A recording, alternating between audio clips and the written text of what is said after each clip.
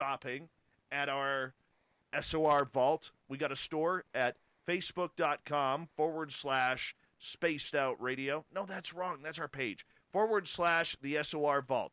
Facebook.com/the SOR Vault. And what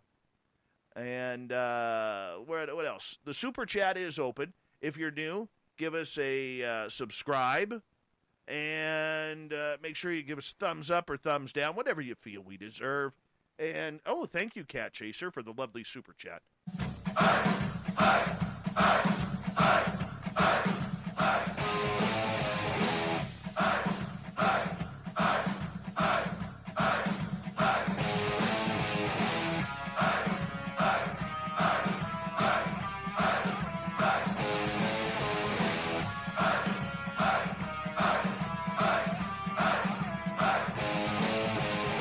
The mountains of central British Columbia to you listening around the world. This, my friends, is Spaced Out Radio. I am your host, Dave Scott, sitting in the captain's chair of SOR headquarters. We welcome you to tonight's show on our terrestrial affiliates around North America, digitally on TalkStream Live, KPNL, and Revolution Radio. If you want to take a listen to our archives, they are free for you at youtube.com/Spaced Out Radio. Do old Davey the favor, hit that subscribe button. Follow us on Twitter at Spaced Out Radio and on Instagram at Spaced Out Radio Show. Our website is spacedoutradio.com, where we have a plethora of features for you, including rocking out to Bumblefoot and reading up on Captain Shirk's SOR Newswire. Tonight's show is brought to you by Chive Charities. Help make the world 10% happier by visiting Chive Charities today. You can find them on our website. You know what? We're going to have some fun tonight on Spaced Out Radio. Why? Well, I can tell you. It's, one of those nights where we are going to turn up the woo. We're going to have a little bit of reading, wheeling, and dealing with Jim Edward Lucier talking tarot and everything paranormal in between. Jim has been in the fields of the paranormal for over 30 years. His channeling divine spirits has started since he was 16 years old. He has been channeling. He is into tarot. He heads the Lucier Ancient Mystery School, the tarot wheel, based on Rider Waite principles, the oldest and most common tarot deck in the world, makes reading the tarot easy, fun, and effective for all ages. Through a spinning of 7 interconnected wheels, the simple format will have you reading tarot within minutes. And we're going to learn all about this, as well as his paranormal experiences throughout. Jim, welcome to Spaced Out Radio. How you doing, man? Oh, doing great. Thank you. Thanks for having me.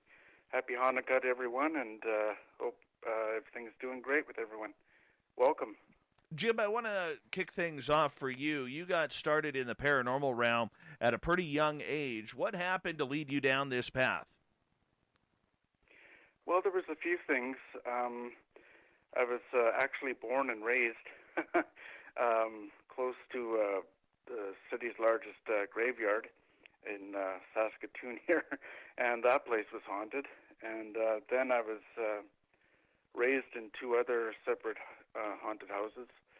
And there was, I wasn't told any of this until after high school, but there was a lot of strange things happening.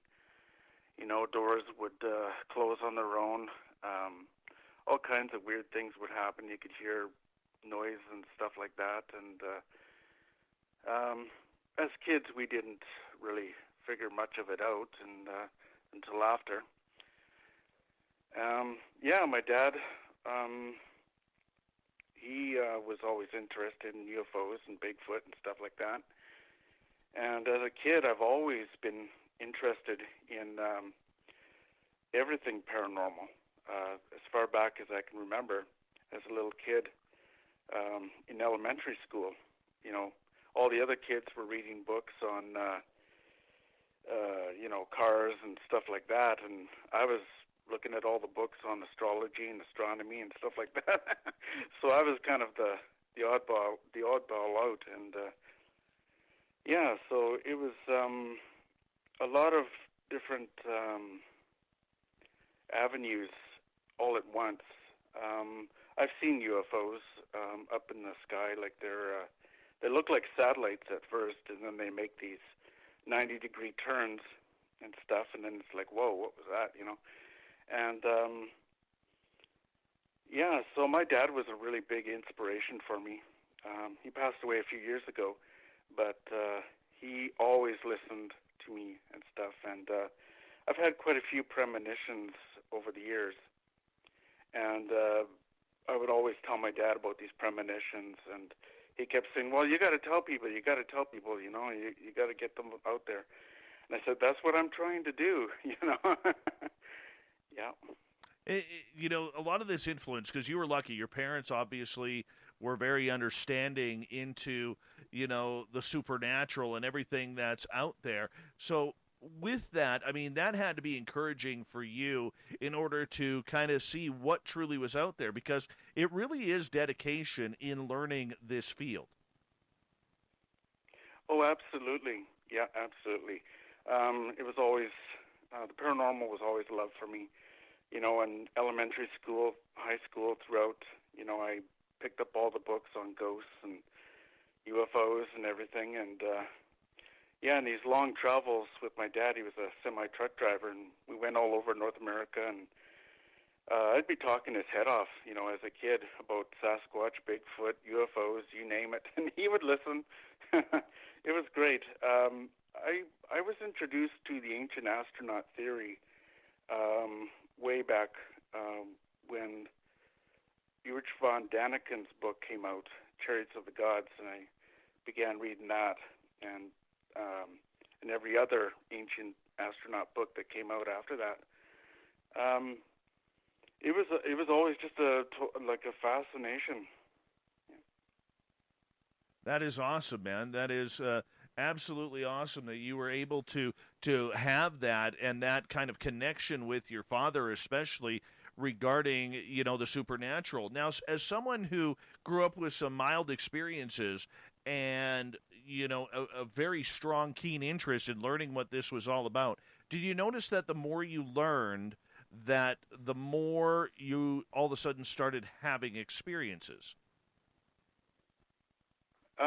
Yes. Especially in my 30s, and actually in high school, I was with a friend of mine, Anthony Dunmore. He was my best friend in high school, and that was probably the most intense supernatural experience I've ever had. And it was he kept saying, "Oh, his basement has got demons in it." I didn't believe him, and so we went down into the basement, set up this tent, and yeah, very strange things happened. Things moved on their own. Electronics that were unplugged with no batteries would work. All kinds of very unusual poltergeist-like activity happened, and which was very strange because his father was a born-again Christian. And as soon as he found out, he exorcised everybody and tried to get everything out and stuff. So yeah, that was the most, that convinced me that, yes, there are such creatures out there. Yeah, they are real. All right, I got to ask you, for people who have never seen things move on their own, almost in poltergeist-like activity, and, you know, out of all the experiences I have had, I've never witnessed that happening, and I feel kind of ripped off regarding that. I mean, I would love it if all of a sudden, you know, I know my house is haunted. I know this studio a lot of times will have something in it. Just once, man, just once, I would love to see, like, the cable guy Matt's coaxial cable, you know, taken off my desk, you know, picked up and taken off or swiped off or something. That's what I want, and yet it never happens. So you got to feel pretty lucky to have seen that. So what's it like having that happen right before your eyes? Well, it's more of it's much more of instantaneous movement.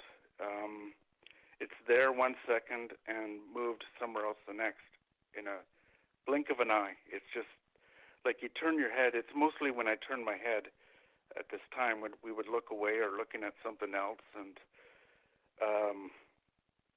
it's very strange and it's very instant. This one time we were holding this tray of toffee. We melted this toffee in the microwave, and we were eating it downstairs in the basement in Saskatoon here, with the haunted demonic basement, and the dish went flying into the corner of the tent at lightning speed, hit the cement without breaking, and that freaked us out. Man, I think I would have ran on that. Pants may have been pants may have been soiled a little bit, but I may have ran out on that one. That is very, very sure. But for that and noticing that as a child, in your mid-teens, but still a child, that had to be pretty horrific for you. It was. It lasted for about.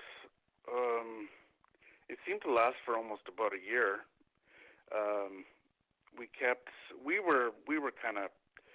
We were teenagers, kind of, wanting to get into trouble and stuff like that, and so we were pleased that this stuff was happening. We taunted it, and which was probably not a very good idea, but it really makes you think that yes, there is spirits in the afterlife. Exactly where they come from, where these demons come from, is up for endless religious speculation. But they are real. Angels are real. There's so many things that are real, and that's what the whole experience with these poltergeist-like beings was all about. It really opened up my eyes to realize that this stuff is it's pretty real.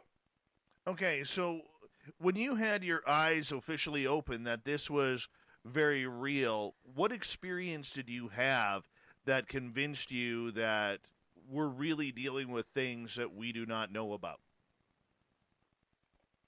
Well, I don't want to scare your audience, but oh, trust me, they could take it. Okay. There was one point where we were lying down in the tent, lights were off, and there was light shining through the windows from outside, and we saw this long, kind of like a big fingernail point right through the tent at us, like a huge long fingernail of an animal of some type, or like it was really scary, and it didn't pierce the tent, it didn't break the tent, which was even stranger, and that and chairs would suddenly be in one spot and then in another. They'd be moved like that. There was lots of things like that happened. At what point did you feel, Jim, that it wasn't somebody playing a trick on you, like one of your buddies or a family member? Well, I really investigated that. As it was all happening, the basement was pretty much empty. There was a couple chairs, an organ. We had a stereo down there. We had set up this tent. There really wasn't much of anything. And I was looking around everywhere to see if there was wires or cords or somebody, playing tricks on us. And there was no one else in the house except for Anthony's parents. And they seemed to be sound asleep, but they didn't hear nothing. And that was all amazing stuff. Were you also testing out the powers of the Ouija boards as well? No, I never did.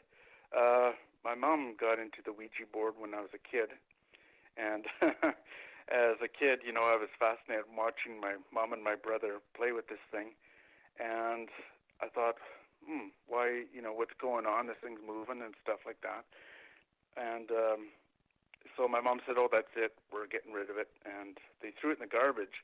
And I started crying like a baby and went out and grabbed it and wanted to play with it more. And so my brother had to go and hide it, and so I could never find it again. But Ouija, I'm not sure. I'm not too fond of them.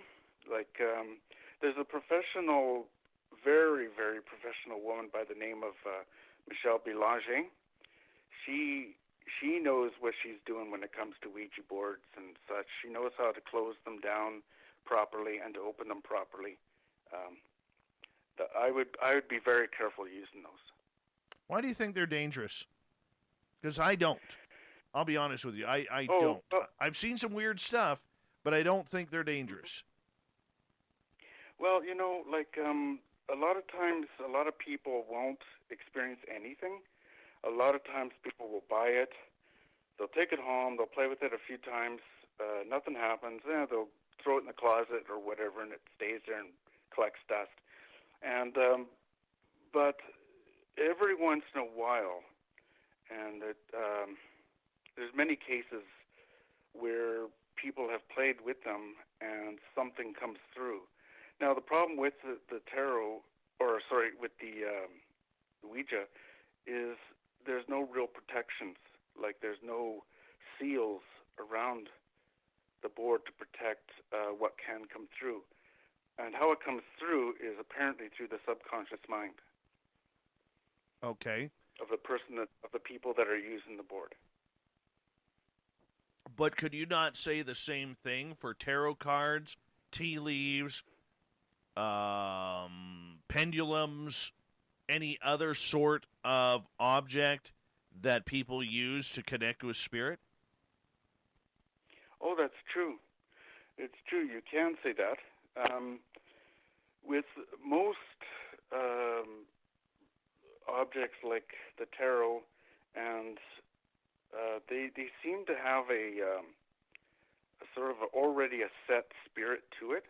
There's already a guardian spirit kind of set within it. How can I describe it? It's kind of like the 78 tarot cards of the original tarot. It has sort of like a guardian spirit sort of within it, or an element of quintessence, and it acts as a sort of like only a certain amount of spirit can go through it at one time. Whereas with the Ouija board, there's nothing that all kinds of spirits can come through it. All kinds of tricksters, mostly tricksters. They can often be like children. They'll come across as children, and you'll never know. You'll never know what is actually coming through. We have Jim Lucier here, our guest tonight on Spaced Out Radio. Now, your preferred method of communication is tarot, and we're going to get into that a little bit later in the show. But for you, do you remember your first communication with spirits? And tell us about it. Okay. It was a combination of it really exploded when I was working at this co-op at the grocery store here in the city, and I was a courtesy clerk. Brought in carts, packed groceries, and stuff like that. And all of a sudden, I would start to get these kind of like blinding visions. It was kind of like I'm working, and yet a veil went over my face, went over my eyes. And I would see all these structures of the universe, astral, kind of like schematics, all kinds of weird, almost like mechanical instructions. Like if you open up a manual to look at mechanics and stuff, that's what I was seeing. And so for the 7 years or more I was working there, I'd often hide somewhere. Like I'd hide wherever I could and write all these and draw all these things down on pieces of paper. And so by the end of it, like 7 years later, I had a huge mass of all these little pieces of papers and drawings and illustrations and all kinds of stuff. It was like being downloaded. It was like constant, all this downloading. And it was pretty intense.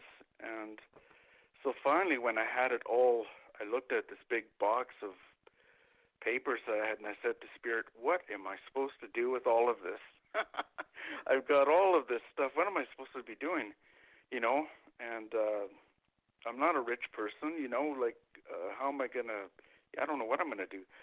So I finally got a hold of a friend of mine, Greg Hargerton, and we built a website, the website that appears now.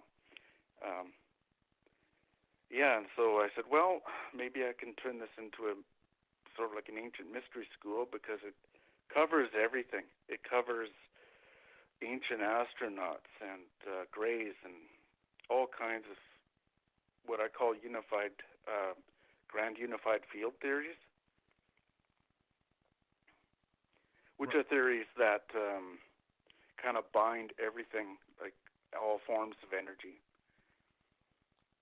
Jim, when you started having those experiences where all of a sudden you've noticed that you had the capabilities of communicating with spirits on the other side, what at first did you think they were, comparatively to now? When over the years, I guess the only way I could kind of answer that is, over the years, it's not as intense. In in my 20s and 30s, it was quite a bit all the time. Not as much as much now. I can be doing anything, like watching TV, reading a book, whatever, and talking with a friend, and all of a sudden it'll just it's almost like a telepathic image. In fact, that's kind of how I describe it. It's kind of like telepathy, where you see an image, yet as you're looking at the image, you're getting all this sort of like written information. Okay. Like data. Yeah. Okay. So with that data that you're getting, what does it translate into? Oh, everything. So many topics of the paranormal. Mostly, I've got like at least 900 illustrations here now of that I've drawn out, and they're all about like how the invisible universe was created, how it works, that there's two curvatures to the universe, not just one, how everything is kind of an embroidery. Space is twisted. There's all kinds of stuff that, like astral schematics. Schematics is probably one of the best words I could use to describe it all. Okay. We've got about 45 seconds till we have to go to break at the bottom of the hour. Jim Lucier is our guest tonight on Spaced Out Radio. Jim, in regards to the paranormal, do you think that it is just where spirits lurk, or do you think that they're stuck here? There's many different ideas of that. Some spirits choose to be here. Others choose to haunt a certain location because they're still living in that time when they departed. Their experience is they don't know why, we're coming along and they see us, and, so why, most spirits will be like, why are you in my home? Sort of thing, and so in a way they're kind of just as confused as us. Right, Jim, I'm going to get you to hold on right there. We are going to go to break here at the bottom of the hour. Jim, Edward Lucier, Tarot Wheels, coming up on Spaced Out Radio.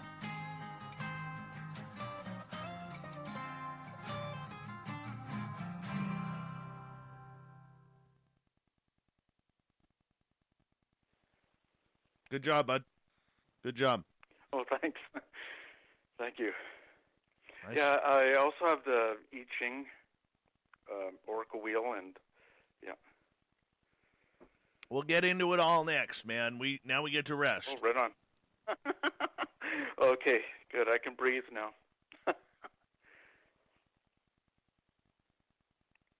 So how many dogs do you have, Dave? 2. 2. Oh, okay. Yeah. Oh, I love dogs. One second. Manda, thank you for watching the Richard Dolan and Science Bob interview. That was fun. That was a lot of fun on that one. I will say that. Thank you.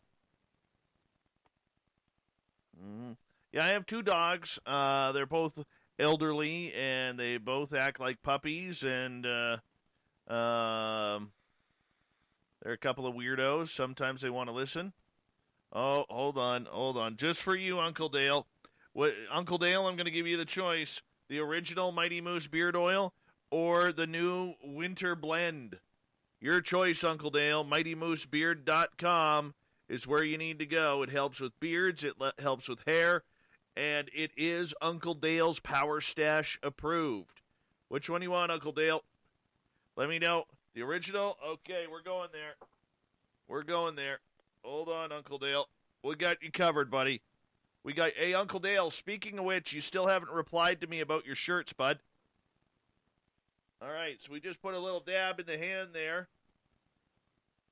Got to take the headphones off. Smush this together. Get nice greasy palms there. Just kind of rub it into the old beard. And, ooh-wee. Oh, does that make it nice and moist there, Boss Monster? Little Mighty Moose Beard Oil, and then, oh, there's still stuff on your hands. Look at that. What do you do? I don't know. What do? You put it in your hair. This also works for ladies' hair, just so you know.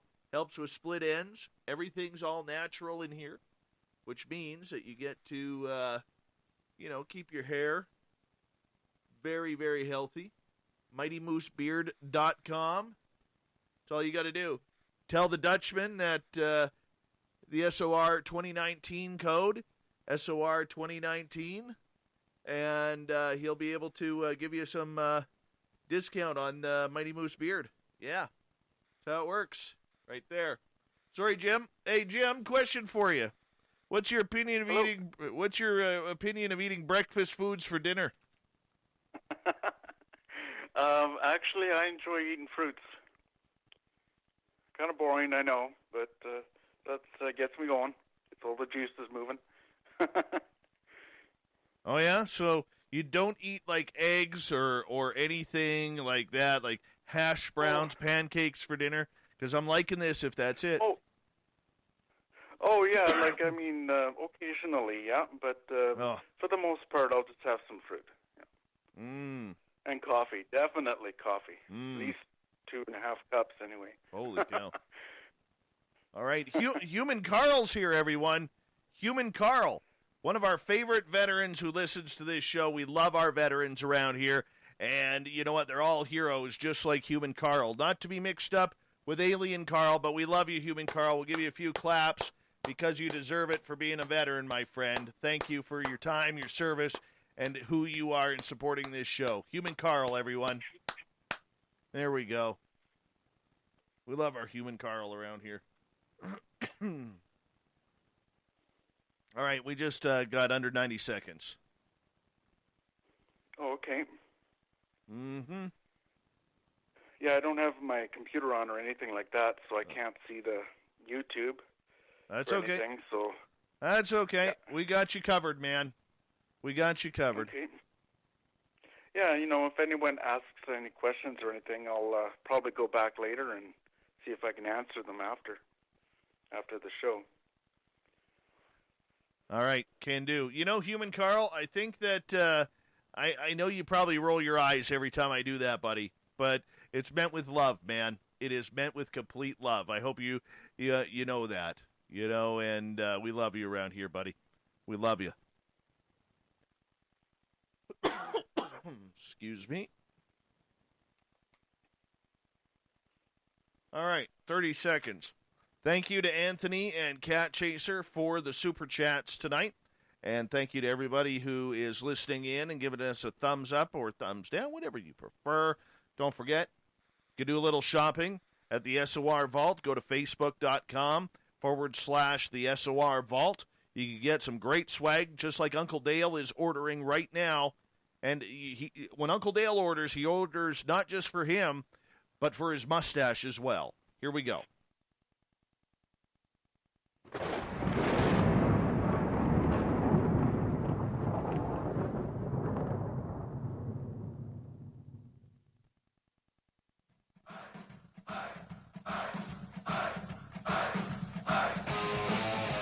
second half hour of Spaced Out Radio is now underway. My name is Dave Scott. Thank you so much for taking the time to join us tonight. We really do appreciate it. We want to remind you that if you've missed portions of this show or others, check out our free archives by going to youtube.com/Spaced Out Radio. Do me the favor, hit that subscribe button. Our website, spacedoutradio.com, where we have a plethora of features for you, including rocking out to Bumblefoot and reading up on Captain Shirk's SOR Newswire. Follow us on Twitter at Spaced Out Radio and on Instagram at Spaced Out Radio Show. We continue on tonight with Jim Edward Lucier. We are talking tarot. We're getting into the spiritual side of everything. And Jim, welcome back. Hello, thanks for having me. Not a problem, man. What made you get into tarot?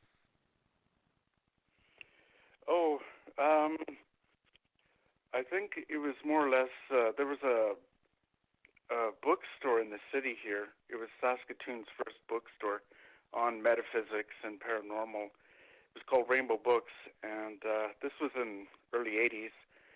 And, I used to go in there all the time and talk with the owner, and she would be showing me these cards and stuff like that, and I'd be, oh, that's interesting. And so I got into them for a while, and then I dropped them, and I kind of got bored of them, left them for a few years, came back to them on and off. And, it was a really great bookstore. They launched everything. They don't exist anymore. They went under, I think, in 91 or something.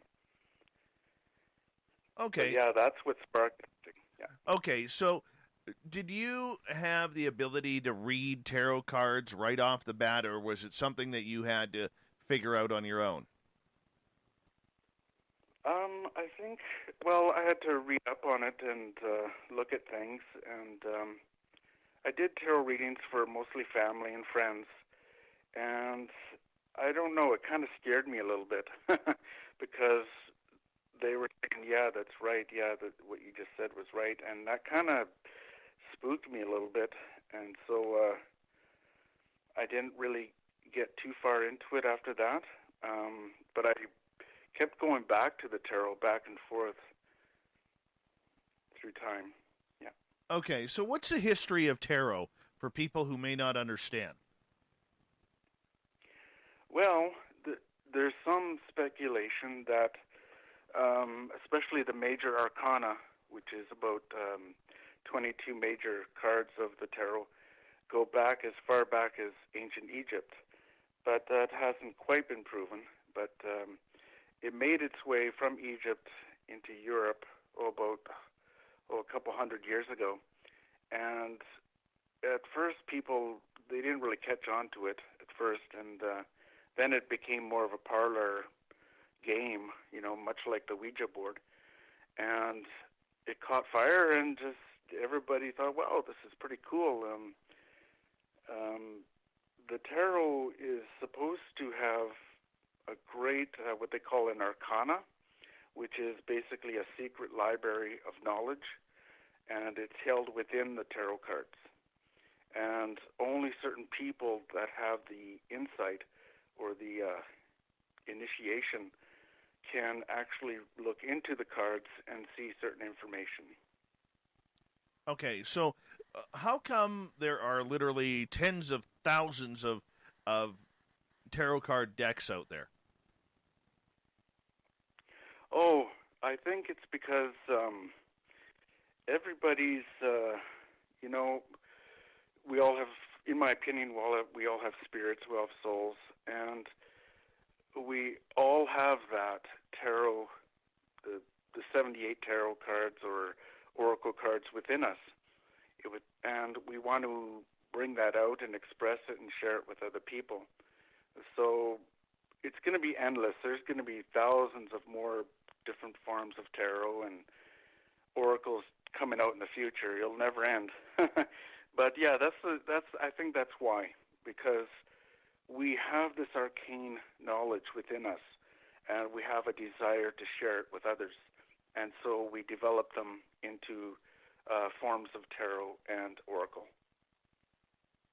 Okay, so how do you get a message out of a card? Now, I know some tarot cards actually come with booklets on how to translate what the card means, or they come with, little notes transcribed at the bottom. And then there's those that come with nothing. What's the difference between the three? Ooh,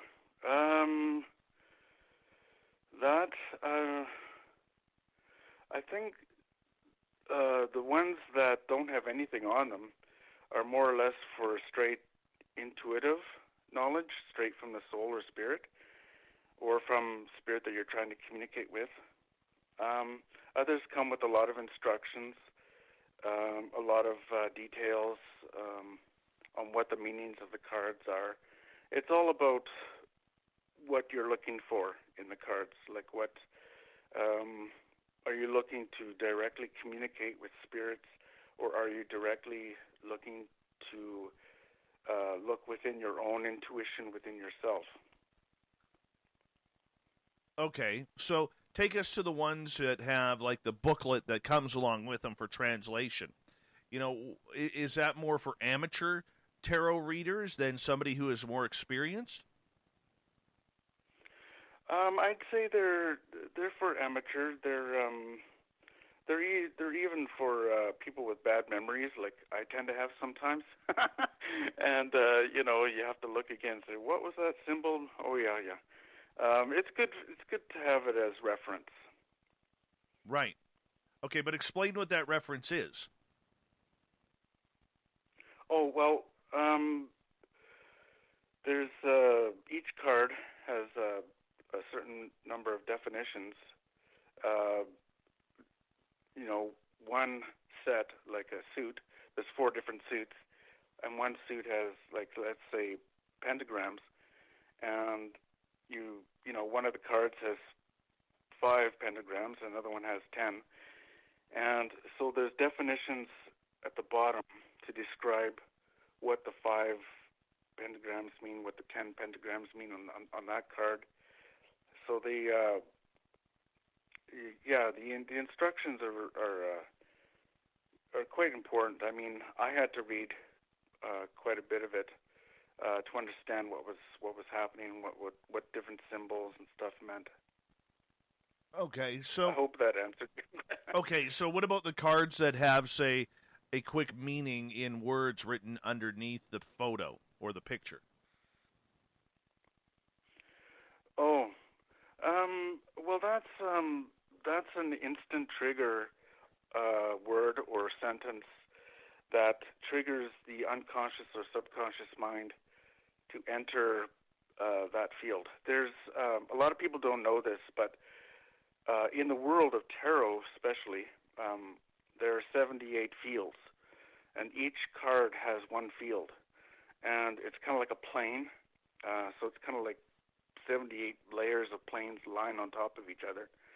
And you, when you look into this, you can see it taps into the unconscious mind. So so if it says temperance or something like that on the card, and this card means peace and somewhat and love and everything, then that's an instant trigger to your subconscious mind to tap into that image, into that field. Okay. All right. And the cards that have no wording on them, where it's just a picture, I mean, this is where we get into things like the pentacles and so on and so forth. How do you make a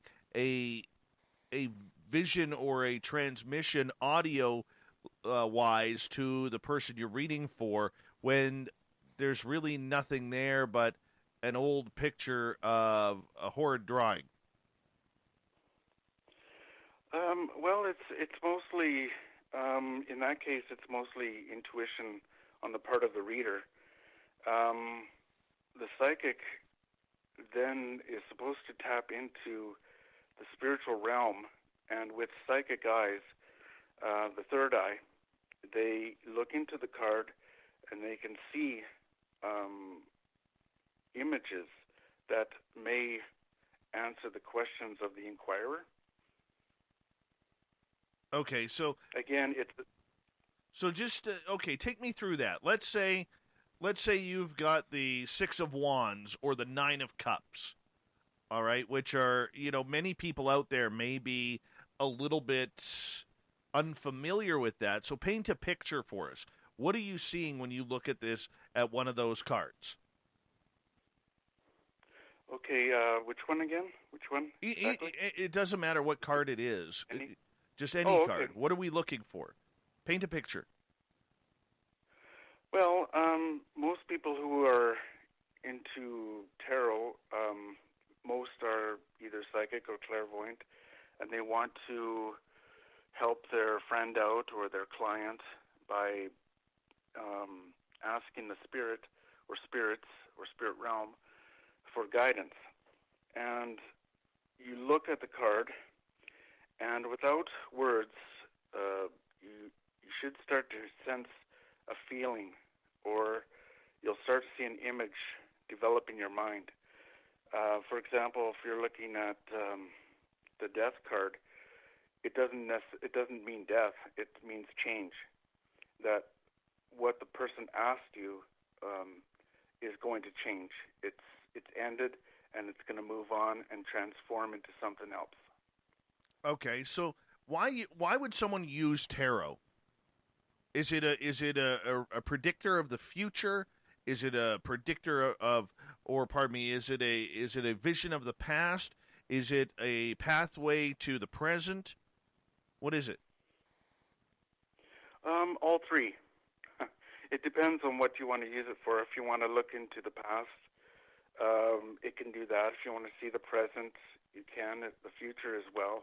It depends on your intent, and the more your intent, what you're looking at the cards for, the greater the response that you'll get from the cards. Okay, I need you to go a little bit deeper than that for me, Bud, because because there's a lot of people out there who may not understand what this is all about. So when you get visions of a card, let's say a regular tarot deck, all right, no words, no nothing. How do you know that what is coming through your head is what is supposed to come through or translated through to the person you were reading for? Well, a person needs to rely on their intuition. I would advise, before using cards, to invite your highest spirit guides to be with you. Again, of course, there can be tricksters out there, and you can be shown images that may not have nothing to do with the client.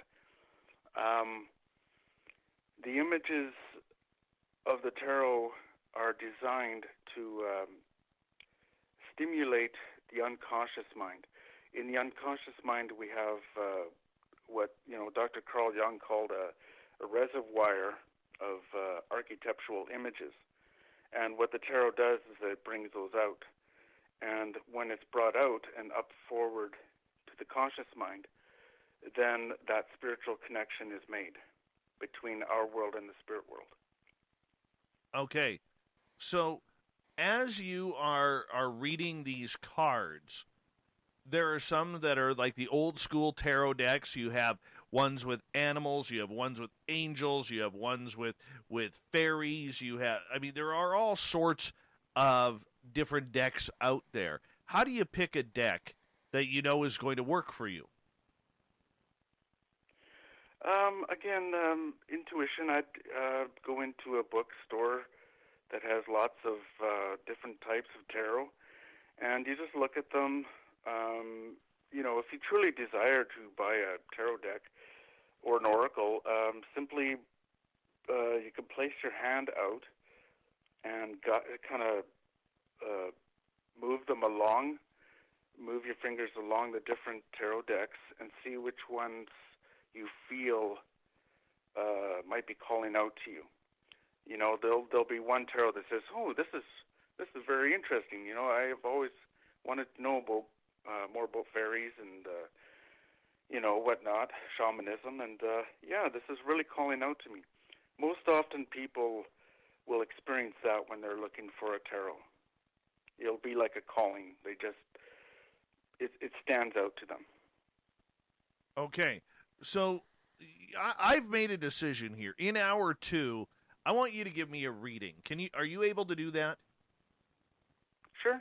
All right. So in hour 2, let's do some of this tarot stuff here with old Davey here, and we'll try and get into it, because I do have a belief in tarot cards. Behind me, I actually have a couple of decks. I do. Okay. And I personally believe, as woo as this may sound, the deck picks you. You don't pick the deck. The deck picks you. Because I've tried picking a deck, and I can't read that deck. I had to give it away. Right.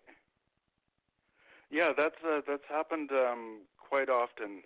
That's actually one of my theories, is that, we could call this whole entire field of paranormal, if we were to name it one name, we could call it the occult. And it calls us. It seems to call you. It doesn't matter what you do. You could be an alcoholic or whatever, and you're still going to get these visions. You're still going to get these callings, no matter what. It's very much like, you're being called. Yeah, it finds you. Okay, so as we go into tarot, why would someone want to do this? Explain that to me. For the most part, I think it's curiosity. Like nowadays, it's everywhere, on the internet. Most bookstores have them. And I think for the most part, it's curiosity, but also there could also be a more of a calling, as we just spoke of, for people to become more open-minded. Okay. So, am I going to get messages from my deceased grandfathers off of tarot? It depends. If he wishes to communicate, or many times what happens too is that a spirit will move on. They've already reincarnated somewhere else, and so he may not even be available. But you can talk to spirits through the cards. Mm-hmm. You can, yes. Okay. So if I can communicate with spirit through a card, is that different than, say, through a ghost box, or different than, say, through a Ouija board or a pendulum? Well, with the tarot, it's mostly intuitive, psychic information that'll just appear. You'll look at the card and you may see things, you may know things that happen. The spirit box, I like those things. Those are pretty cool. That is more of a direct, spirit saying hello, type thing, and Okay, so as we got about 4.5 minutes here before we have to go to break at the bottom of the hour, Jim Lucier is our guest tonight. What is your tarot wheel? Oh, what is it? It was actually, I thought of it while watching. It was a show called Stargate SG-1. And you see the dial of the machine in the TV series. And I thought, wouldn't that be interesting if you could do that with tarot cards? And so I developed putting all 78 cards onto the wheels and interconnecting the wheels, and then there's kind of a little flap that you spin the wheels for the future, and then you read what's underneath this flap. And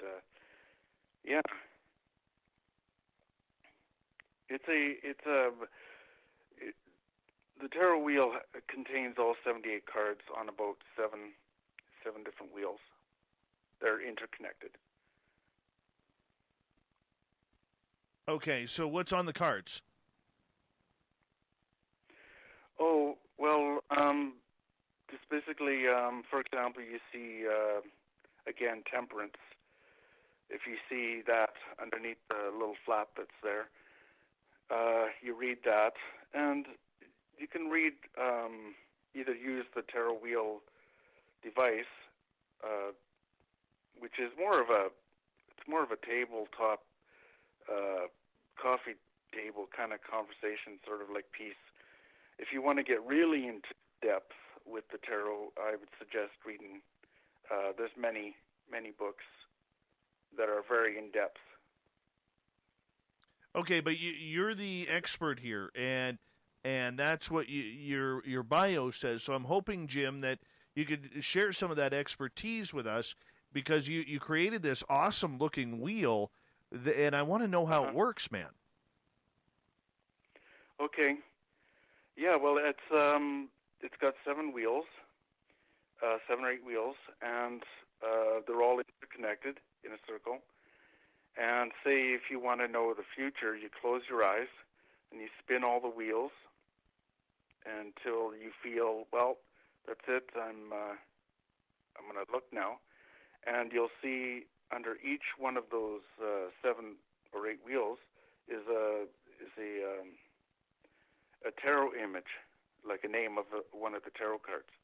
So you can start. You can go either way, actually. You can start from the bottom or you can start from the top. It doesn't really matter, actually. And you read each one. So it's like reading 7 different tarot cards simultaneously, one right after the other. But it's limited. I mean, you can only read about 8 cards at one time. Okay, so it basically, you're using the wheels in order to create the message from card to card to card in sequence that you were supposed to receive. Yes. And how did you come up with that? Right. Much of it was, again, intuition. A lot of it was just kind of like visions. And like I said, I was inspired by seeing the dials and stuff on Stargate and stuff like that. And I just, I thought of, well, I'm going to need a ring for the future. One's going to have to be for the past. One's going to have to be for the present. If you want to know about the fortune, what your fortune's going to be for the future, whatever, there's going to have to be a ring for that as well. So I got up to about 7 or 8 of them, and if there was no way I could make a wheel system with 78 wheels, so I had to condense it. Jim, I'm going to get you to hold on right there, as we are going to go to break here at the top of the hour. Jim Edward Lucier is our guest tonight on Spaced Out Radio. His website is, I believe, Mystagogue1.com, where you can find out his Ancient Mystery School, and you can find out all about many other things that is very, very cool if you want to learn about your spirituality and how to get there. More on tarot cards. I'm going to get a reading here so you guys can see how it all works. We'll be back with more Spaced Out Radio in Hour 2 next.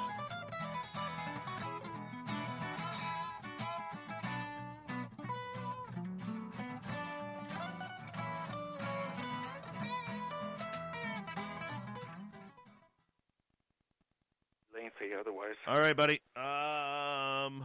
I'll be right back. I'm just going to run my dogs outside, so just sit tight, okay?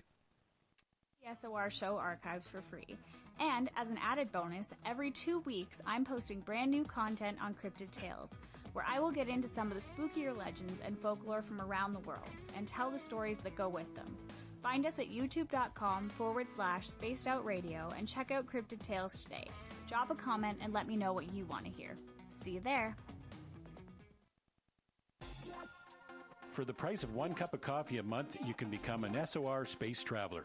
The Space Travelers Club is a place where you can interact with other listeners, either live during the show or on our great forum. We want your stories, pictures, comments, and ideas. You'll get live video streams, exclusive content, and be a part of our newsletter. Stay in touch with everything SOR. The Space Travelers Club is just $5 a month at spacedoutradio.com. Get your horns up with me on Spaced Out Radio. This is Ron Bumblefoot Thal. Come tune in to SOR where you can hear me rock out with Little Brother is Watching, the official theme song of Spaced Out Radio. And then come on over to bumblefoot.com where you can find out about my tour schedule, my music, and everything else. Bumblefoot.com keeps you up to date on what I'm doing and the best way to stay in touch with my music and music camps. Sign up for my newsletter at bumblefoot.com and remember, Little Brother is Watching. I'm feeling a little spicy tonight. What to do? What to do? Why not get Bumblefuck? 4 million Scoville units of pure hard rock. Bumblefoot hot sauces come in 3 flavors. The burning Bumble. Tone it down a bit with Bumblicious and throw the sauce on everything. Spice it up. Bumble me, baby. Bumblefoot hot sauce. Get it today at kajans.com. Hi there, this is the paranormal lawyer Michael W. Hall. I'd like to invite you to listen in each Sunday night where we're going to open up your eyes to everything strange and paranormal. I will be hosting some great guests with topics that affect us all, such as UFOs, ghosts, and everything paranormal. Let's learn together on Spaced Out Radio Sunday with myself, Michael W. Hall, the paranormal lawyer at spacedoutradio.com. Are you an experiencer of something strange that can't be explained? Do you want help finding out what's going on? I'm Ryan Stacy, head of the Experiencer Support Association, otherwise known as TESSA. We've teamed up with Spaced Out Radio to investigate cases filled out in the SOR Sightlines report. We are independent and there's no cost to what we do. All we need is your experience. Let's find out what's happening together on the SOR Sightlines report.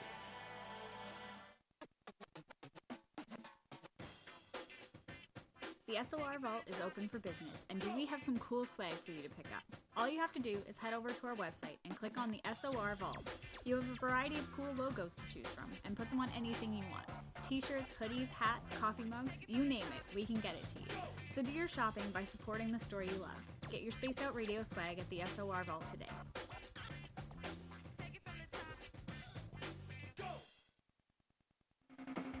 The party is always on at the Moose Vancouver.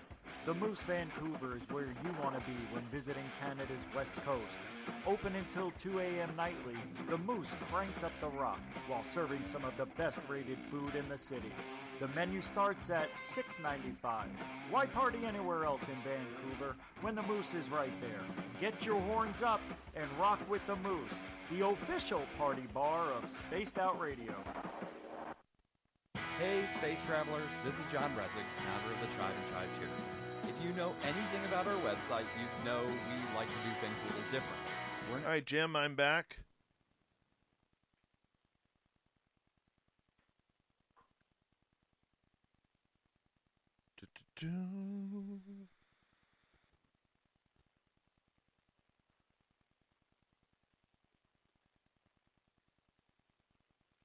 Hi, Zoe Buttercup, with the cutest smile.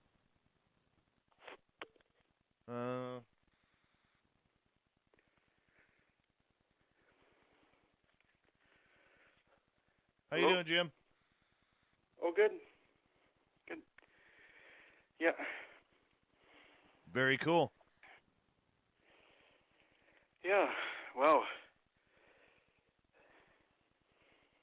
Okay, a reminder to you, bud.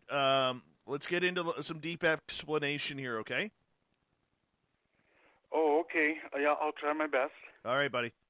Thank you. We got we got just under 90 seconds. Okay, sure. Yeah, I can lay out 3 cards here if you like. Sure. We'll do that. We'll do that here when we get back here. Okay.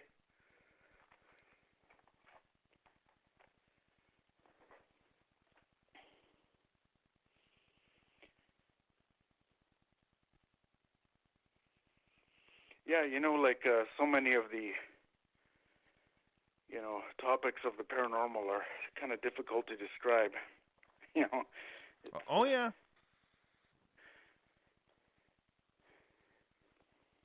Oh, but it's great. Time's flying. Oh, yeah. Going by very quick. Can't believe we're an hour in already. Yeah, it's great. Yeah. Make sure, since you're in BC. Good. Make sure, because you are in Saskatchewan, make sure you wave at everybody so they can see you. It's so flat where you are. Yeah. Yeah, I can just stand up on the roof here and just see the whole world. And here we go. You're listening to Spaced Out Radio with Dave Scott. Follow Dave on Twitter at Spaced Out Radio and on Facebook, Spaced Out Radio Show. Hour number 2 of Spaced Out Radio is underway tonight. Thank you so much for taking the time to join us. I really appreciate you taking the time, and we want to say hello to everyone listening in on our terrestrial affiliates around North America and digitally on TalkStream Live, Revolution Radio, and KPNL. Remember to check out all of our archives for free by going to youtube.com/Spaced Out Radio. Do me the favor, hit that subscribe button.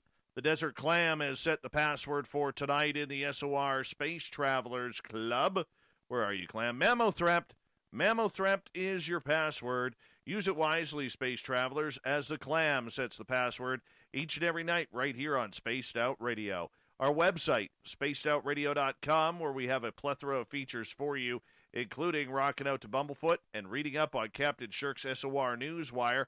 Follow us on Twitter at Spaced Out Radio and on Instagram at Spaced Out Radio Show. Continuing on tonight, we have Jim Edward Lucier.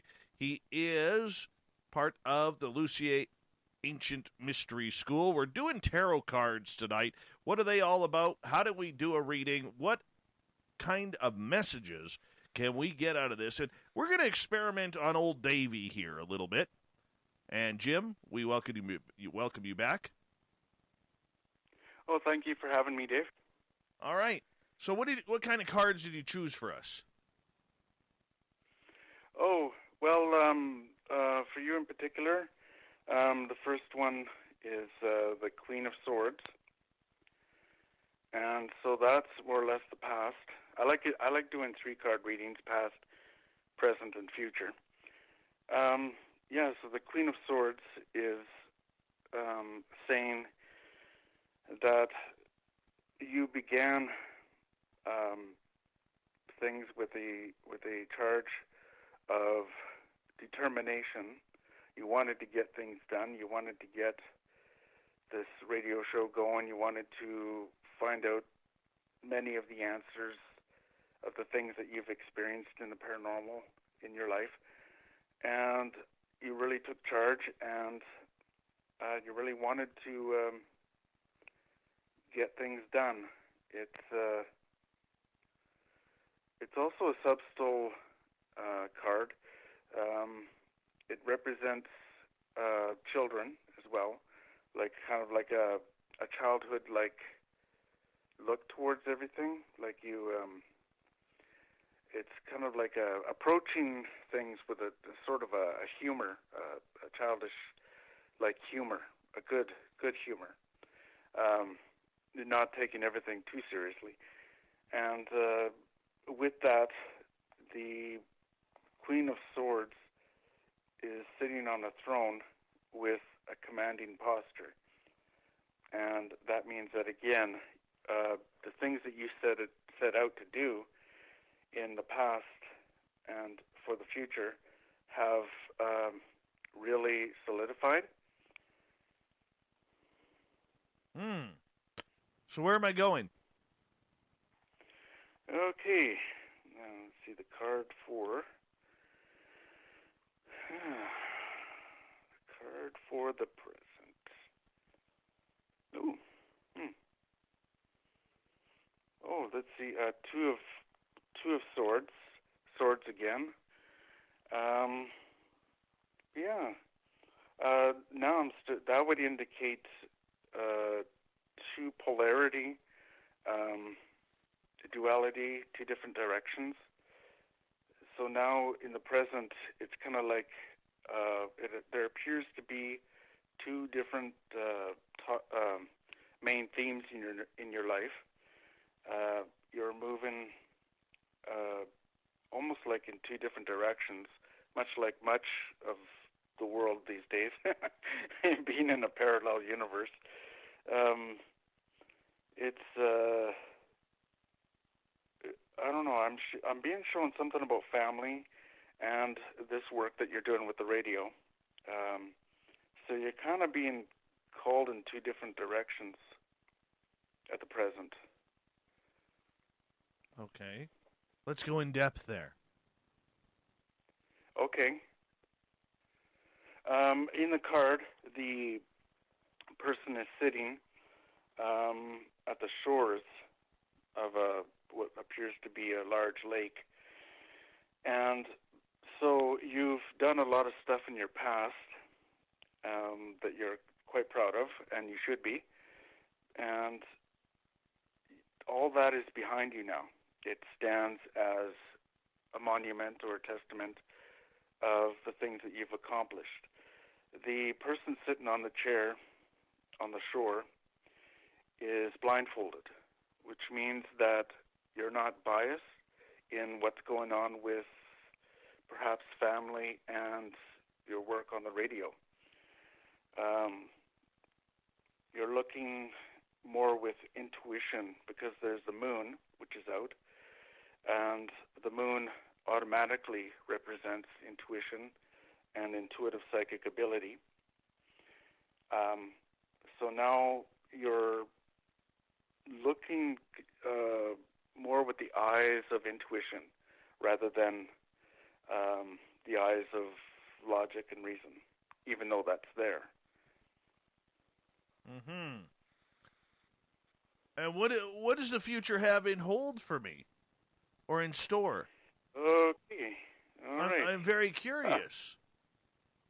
You know, it's strange. I keep coming up with the Queen of Swords. I put it back and it comes out. Put it back and it comes out. But we already read that one, so I don't know. That might be it. But let's see what else there is. Yeah. Oh, okay. Here's an interesting one. Seven of Wands.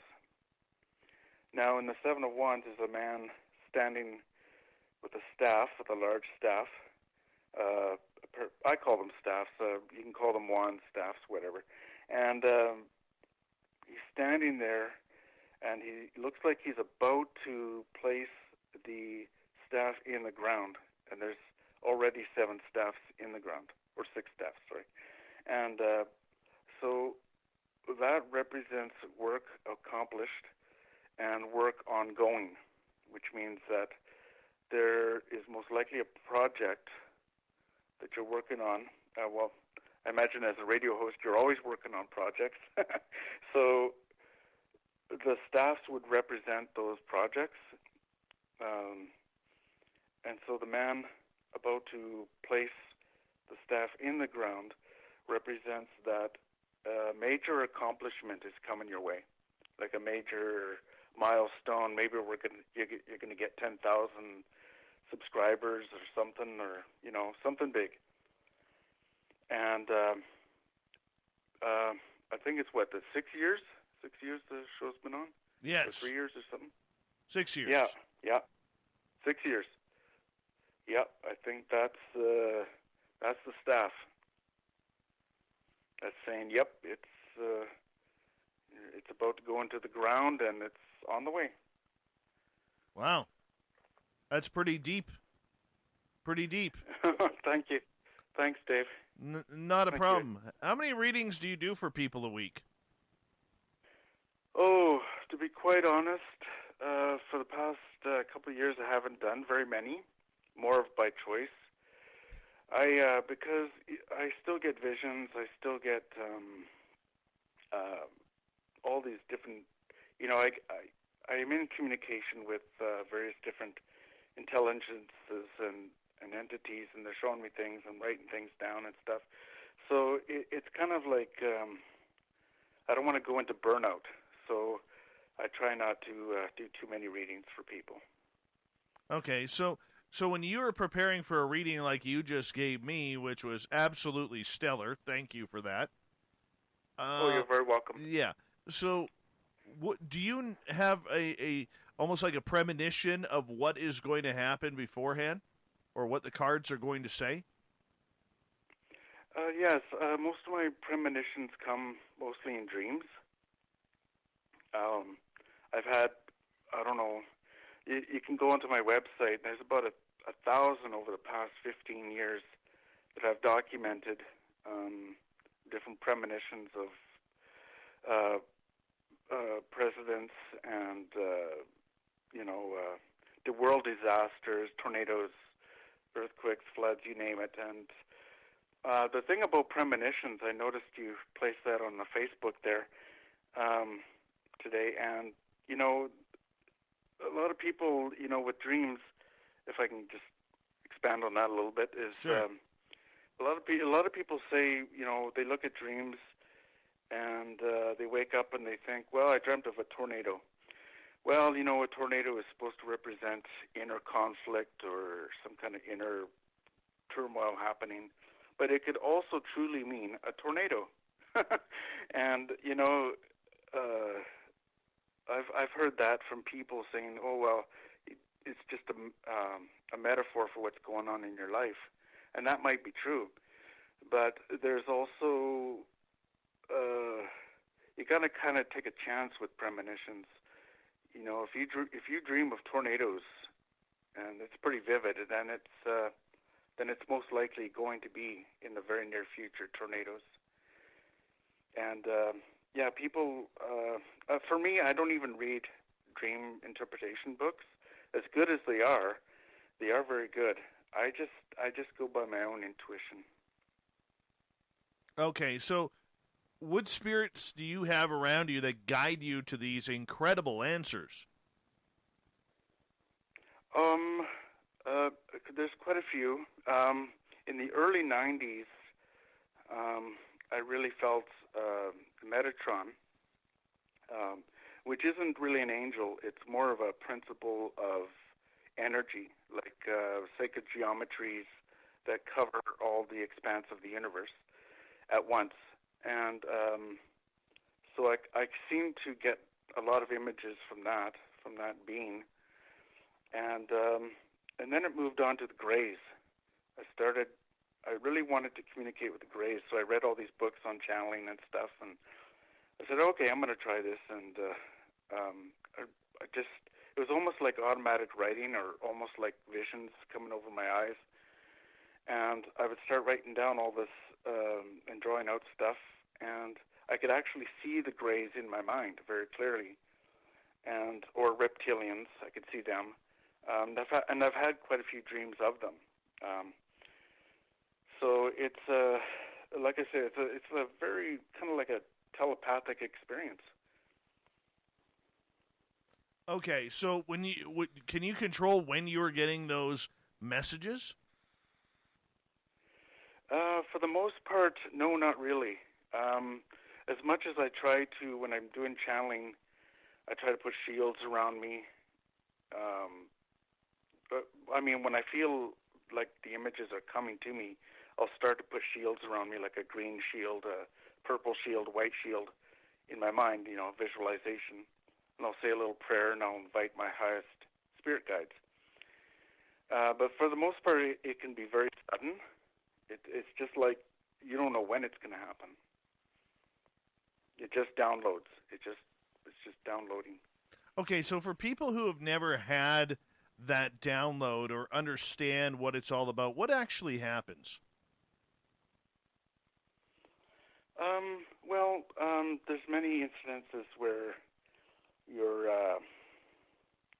just sitting there. Like for me personally, I'm just sitting here or whatever, and or having coffee with somebody or something like that, and all of a sudden they're talking, and all of a sudden it shuts off. It's like I can't hear what they're saying, and all of a sudden everything that's around me doesn't matter, and I'll see this sort of like it's kind of difficult to describe. In my mind's eye, in my imagination, whatever you want to call it, third eye. I'll see images of I might see a gray, I might see a reptilian, and then I'll see images of the structure or schematics of things, of invisible things that we can't see, that are created in the universe. It's a very it's a surreal experience. It's like you're just you're there. You're a channel. You've been called. That's what it feels like. You've been called, and we're giving you the information, kind of like thing, because you're available. And that's one of the main things of channeling. You have to be available. If you're not available, most likely you won't channel. But it'll happen anyways if they really want to get a hold of you. Okay, so how often do these entities reach out to you and say, we have a message that you need to bring out to the world? Quite often. I've got 44 books now on Amazon Kindle, which are, most of them are relatively quite small. They're kind of short. But because the images, the visions that I see are so intense, they're all, it's all jumbled up together. And I guess the best way to describe them is kind of like in the 16th century, there was many alchemic books that came out, and they were called treatises or grimoires.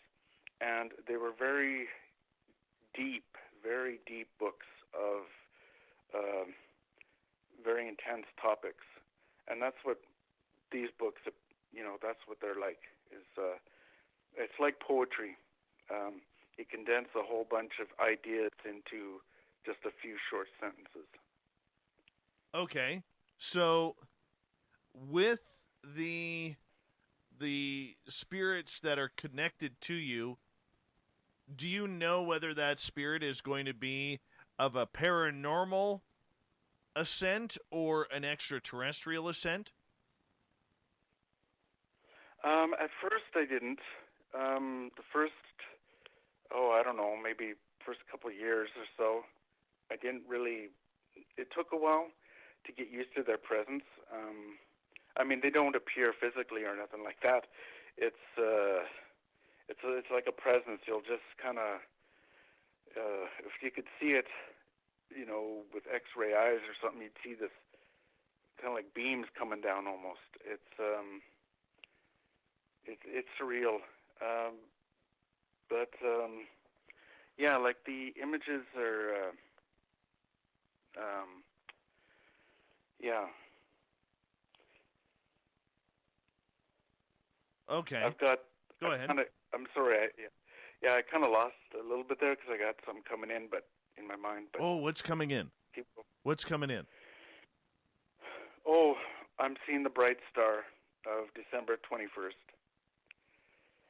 December 21st, the Jupiter and Saturn is going to merge together, and we are in for a lot of good things in 2021, but it's going to take time for the transition.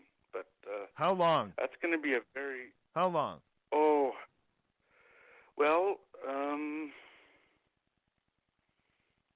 saying as soon as President-elect Joe Biden, I'm seeing around June 20th, then people are kind of going to have this sigh of relief that that a choice, a decision has been made, and okay, we can relax now. We know where we're going now, sort of thing, and that's going to cause reverberation around the whole world of okay, we can kind of let our shoulders down a little bit now and just relax. Well, my Magic 8-Ball agrees with you. It says levels are positive. Oh, awesome. I used to have one of those things when I was a kid. They're magic. Yeah. All right. Yeah, they are. Let's play a little game with you here. Okay. Let's ask the Magic 8-Ball a question for Jim Lucier. Ask a question, Jim. For the audience or for you or? No, for you, man. Let's see. Oh, okay. Will I sell a million units of my tarot wheel? Hold on. See, man, it's a little hazy right now. Hold on. I gotta turn my light on. This is creative radio. It says batteries are low. Uh-oh. Yeah. You may be in trouble there. You may be in trouble. Okay, well, 500,000's good. Well, let's check that out now. Hold on, here we go. Will he sell 500,000?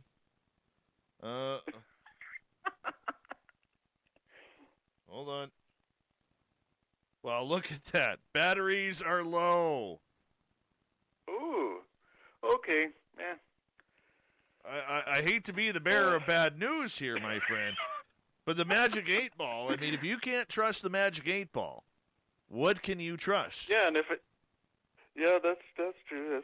Yeah. 50,000. Hold on. Anyways, yeah, I hope the wheels... It says, it says, out of fuel, try later. Ah, okay. All right. It's tired. Maybe it knows I'm being silly. Maybe it knows that you just came off a major connection and got a download. Yeah. So it doesn't want to wear you out. Yeah, that's right, Dave. All right, Jim Lucier is our guest tonight on Spaced Out Radio. We have just under 2 minutes before we're going to go to break here at the bottom of the hour. In regards, Jim, to the beings that are connected to you, are they lifelong type of entities that have been with you since birth, or have they come along the way since you got connected? That's an awesome question. When I was about 11 years old, I think I was about that age, I was living in one of the haunted houses I lived in, and I was laying in bed, and I was sleeping. I thought I was sleeping, and I got up, I looked back, and I saw my body lying on the bed, and I went through the doors of the basement, like the basement doors, and up the steps and out the back door. And it seemed like I went right through them. And I saw all these lights in the backyard. Like, all I could see was just all these weird lights and stuff. And a few days later, I looked down at my belly, and I got 2 large pieces of my flesh missing. Almost like, when you have a bucket of ice cream and it's fresh, you open up the lid and it's all perfectly smooth. Right. It's almost as if someone took a whole scoop with, an ice cream scoop.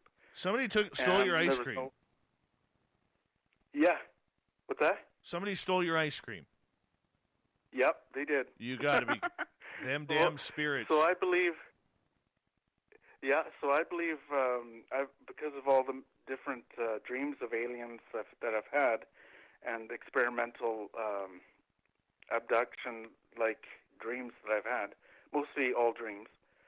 I think it's mostly greys and reptilians and such that are mostly with me. All right, Jim, hold on right there. We're going to go to break right here at the bottom of the hour. Jim Edward Lucier. We talk tarot, psychic, readings, UFOs, aliens, and more on Spaced Out Radio next.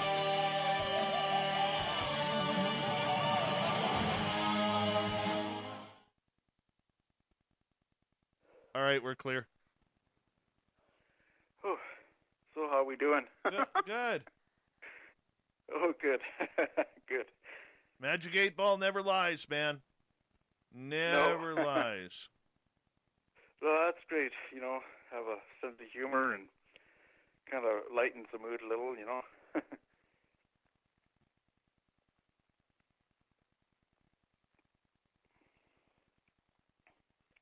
Are we getting lots of likes? Oh, lots of chat. Yeah, lots of things going on here, man. Oh, good. Yeah, it's wonderful so many people tune in to these shows, and they, move their consciousness upward in expansion. All right, let's play a little game with our audience here while we're in commercial break. If you're in our YouTube or Twitter, ask a question. We're going to get it through to the Magic 8-Ball. We're going to get it through to the Magic 8-Ball. See what we can do.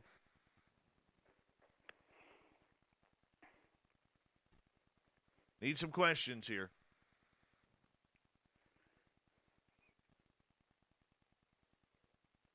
Nope, won't go there, Kira. Will not go there. You know my rules on that. I actually have to erase that one, Kira. Bad Kira. Bad Kira. All right, Magic 8-Ball, what are the best batteries on the market? No, it's got to be like a yes-no type question. This is a Magic 8-Ball that is a Buzz Lightyear 8-Ball PBR. It's a Buzz Lightyear 8-Ball.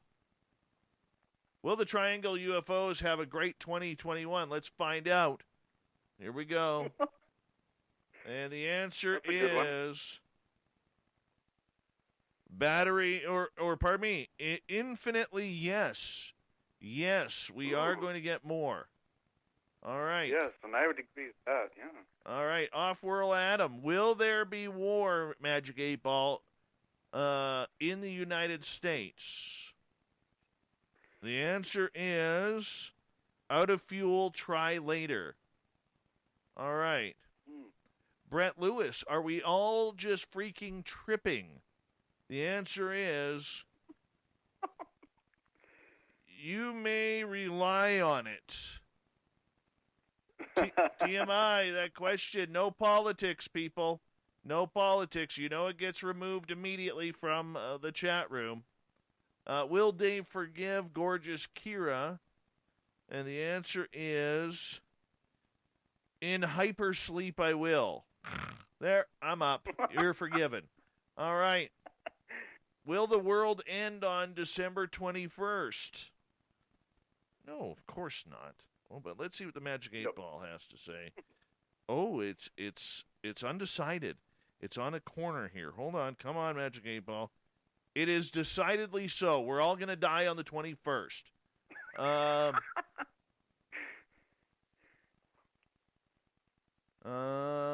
right. Let's remove that. Come on, guys. No politics in my chat room. You know the procedures here. Will Sasquatch ever turn himself in by D.B. Cooper? Let's find out. Ask again later, D.B. He's undecided yet. Chris Jarvis, is Dave's hair its own entity? Let's see. All clear. That's a good one. That's a bingo right there. All right. Let's see here. What else we got?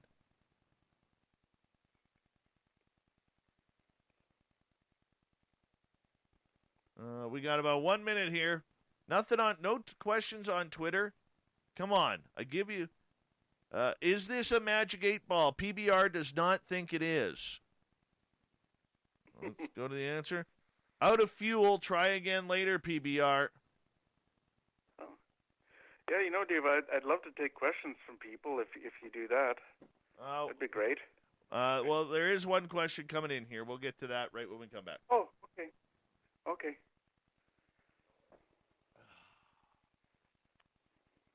Thank you, Magic 8-Ball. Flesh wound. We already know the answer to that, and it is absolutely no. And Kira, my psychic intuition says breakfast is not okay for dinner. That's why they put breakfast food in front of it. All right. Thank you to DB Cooper, Anthony, and Cat Chaser for the super chats tonight. Do a little shopping at facebook.com/the SOR Vault. And here we go, everyone.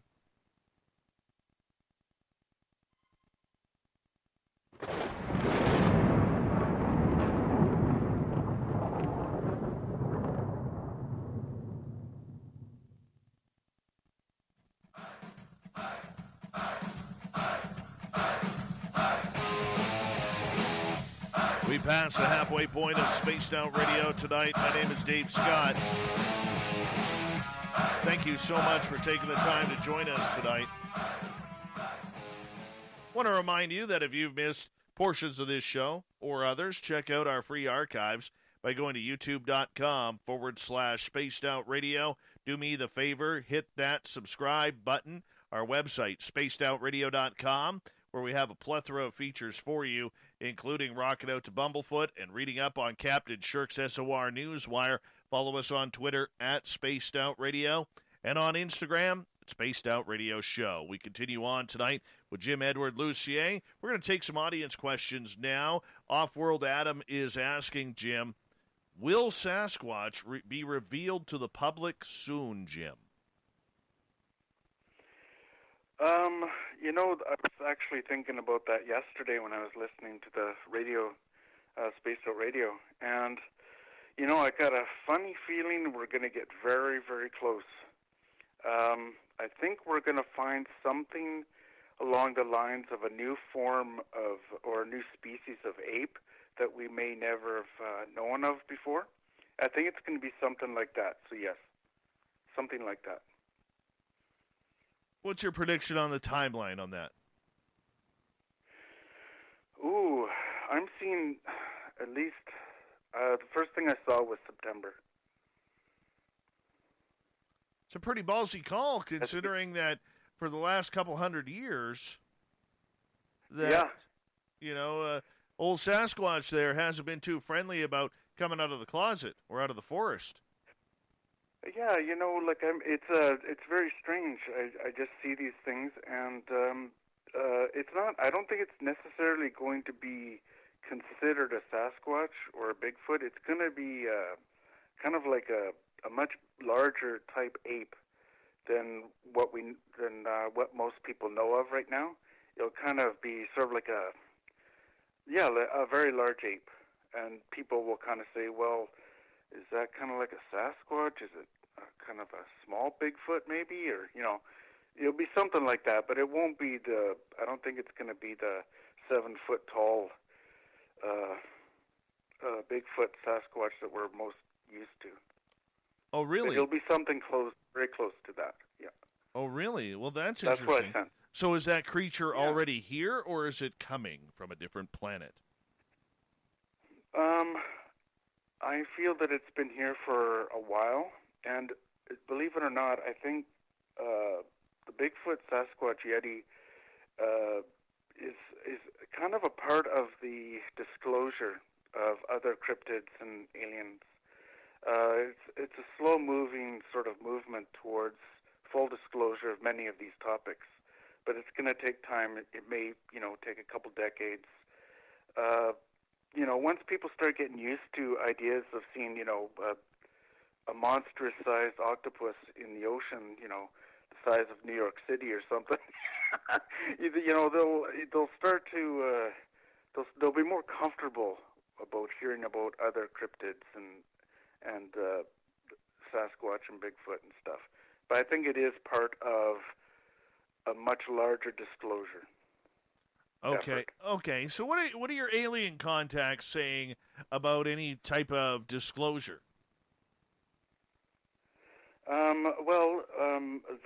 What I just said, and also, yes, we are going to see a lot more of the triangular UFOs, because we are just beginning to exit what was kind of like a parallel universe, almost like two different worlds. We entered it in September of last year, and only partially entered, sort of like two different things happening at the same time. People that want to wear masks and people that don't, people that want to do this and people that don't, divisions and polarities and dualities all over the place in all levels of society right now. And it's all going to start to come together again in 2021. So the triangle is going to represent, in the collective mind, a reunification of the polarities, where everything, with the number 3, we have, 1, 2, and the unification of 1 and 2 would equal 3. So the triangle-type UFOs are trying to signal to us that we are coming to a form of reunification. Okay. All right. So with that reunification, is that what the Great Reset is all about, that we hear all these politicians talking about? Yes. Yes. Because many of them, I don't know, some people call them the Illuminati, some people call them this or that, or cabal. They are, some are in contact with, well, maybe quite a few of them are in contact with certain intelligences, especially the Greys and reptilian types, because they love territorial stuff on Earth, and yeah. Okay, so the point that I'm wondering about is you have had a major experience with extraterrestrials with your friend Carol. Oh yeah, Carol Jewell. Yeah, tell me about or that. Whitley. Yeah, tell me about that. Oh, okay. Yeah, that happened. Oh, I think it was 93 or 94. It's quite a long time ago now. But we were driving out to go to watch the meteorites coming in and stuff in the meteor shower. I think it was September. And we parked along the side of the highway, just outside of Saskatoon here. And well, we're just looking up at the sky, and all of a sudden there's no traffic. There's no traffic at all coming down the highway. And there's a little bit of a hill in front of us. And we see this black triangular object moving towards us. And as it got closer, it got larger. It was, I don't know, maybe about, maybe 700 feet away. And it drifted near us, and we're all excited, jumping up and down. Take us! And we felt this like a beam. It hit us, and it was like a beam of energy that scanned the back of my skull, the back of my throat, down my spine. You know what I mean? It was like I was being scanned, and I felt this kind of like a little bit of a push backward, a little bit of a, jolt backward. And she felt the exact same thing. And it kept going. It felt like it felt soothing, like love or something like that. And so anyway, the UFO kept going. It was a rather large black triangular craft, no sound, very large, no sound at all. It was very eerie. And as it was going, it began to disappear, and then traffic started again. The traffic just appeared out of nowhere. So it was like they totally timed it, that no one else could see it. Okay, so do you think you were taken? Did you have missing time? No. We were just both very excited, and yeah, it was just a very exciting experience. And what I got from it was that many of these triangular ships are actually trying to heal the ley lines and trying to heal the planet by trying to keep it together anyways. And that's because there's so much negative thought energies out there that's being dished out by the human collective consciousness that they're trying to help. Well, some are trying to help keep things sane. Yes. Okay. Trying to help heal. Yeah. Well, let me ask you this about the aliens. Have you had any alien encounters where you have been taken? I feel I have, personally. Can't prove it, obviously. It's mostly in dreams, very, very vivid dreams of mostly surgery, like brain surgery, back surgeries, feeling like lasers or people pushing against my spine, doing things to it. And in one very vivid dream, I had a really long needle, and it was almost like I was awake almost, and this needle went into my left eye, and I could feel it crunching at the back of my head. And there was no pain, but I could feel it all. So yeah, I've had quite a few experiences with the Greys. Because if you've been blasted the way you were by some sort of energy beam, the likelihood of you being taken is very real and very high. You know that. Yes. Mm-hmm. I feel that's correct. Do you think they've done other experimentation on you? Oh yeah. Mostly again, it seems to be at night when I'm sleeping. Mm-hmm. Just not too long ago, I remember maybe 2 weeks ago, I think I woke up and some people might call it dream paralysis or sleep paralysis. It might have been that, but I saw this being leaning over me, gray with the big eyes, and he kind of looked. It was strange. He looked like in between a reptilian and a gray. It was weird. It was very strange. Wow. And it just as soon as it was saying something to me in a strange language, and then I was it disappeared, but I found that I was speaking this language back out as if I was trying to reply to it. Okay. Now, I've never had anything that, Right. They've never done that before, but it happened about 2 weeks ago. Derek on Twitter at #SpacedOutRadio wants to know if you have had any experimentation, much like Whitley Strieber, and had any sort of probing or anything like that. Well, the probing, I think, was mostly the spine and the brain. I've had dreams where the skull is opened up, and they're either putting things in my brain or taking things out, one of the two. Hopefully they're, helping with my memory. And so it's, I love, Whitley Strieber. I read Communion in the 90s, and I could really relate. Like, that was, for some reason, I've always loved the Greys. Like, they just, I seem to understand what it is they're trying to do. Some of them are pretty nasty, but there's many different varieties of Greys, many different races of them. Mm-hmm. And Whitley Strieber, he was a good influence. I loved the movie too when I saw the movie Communion.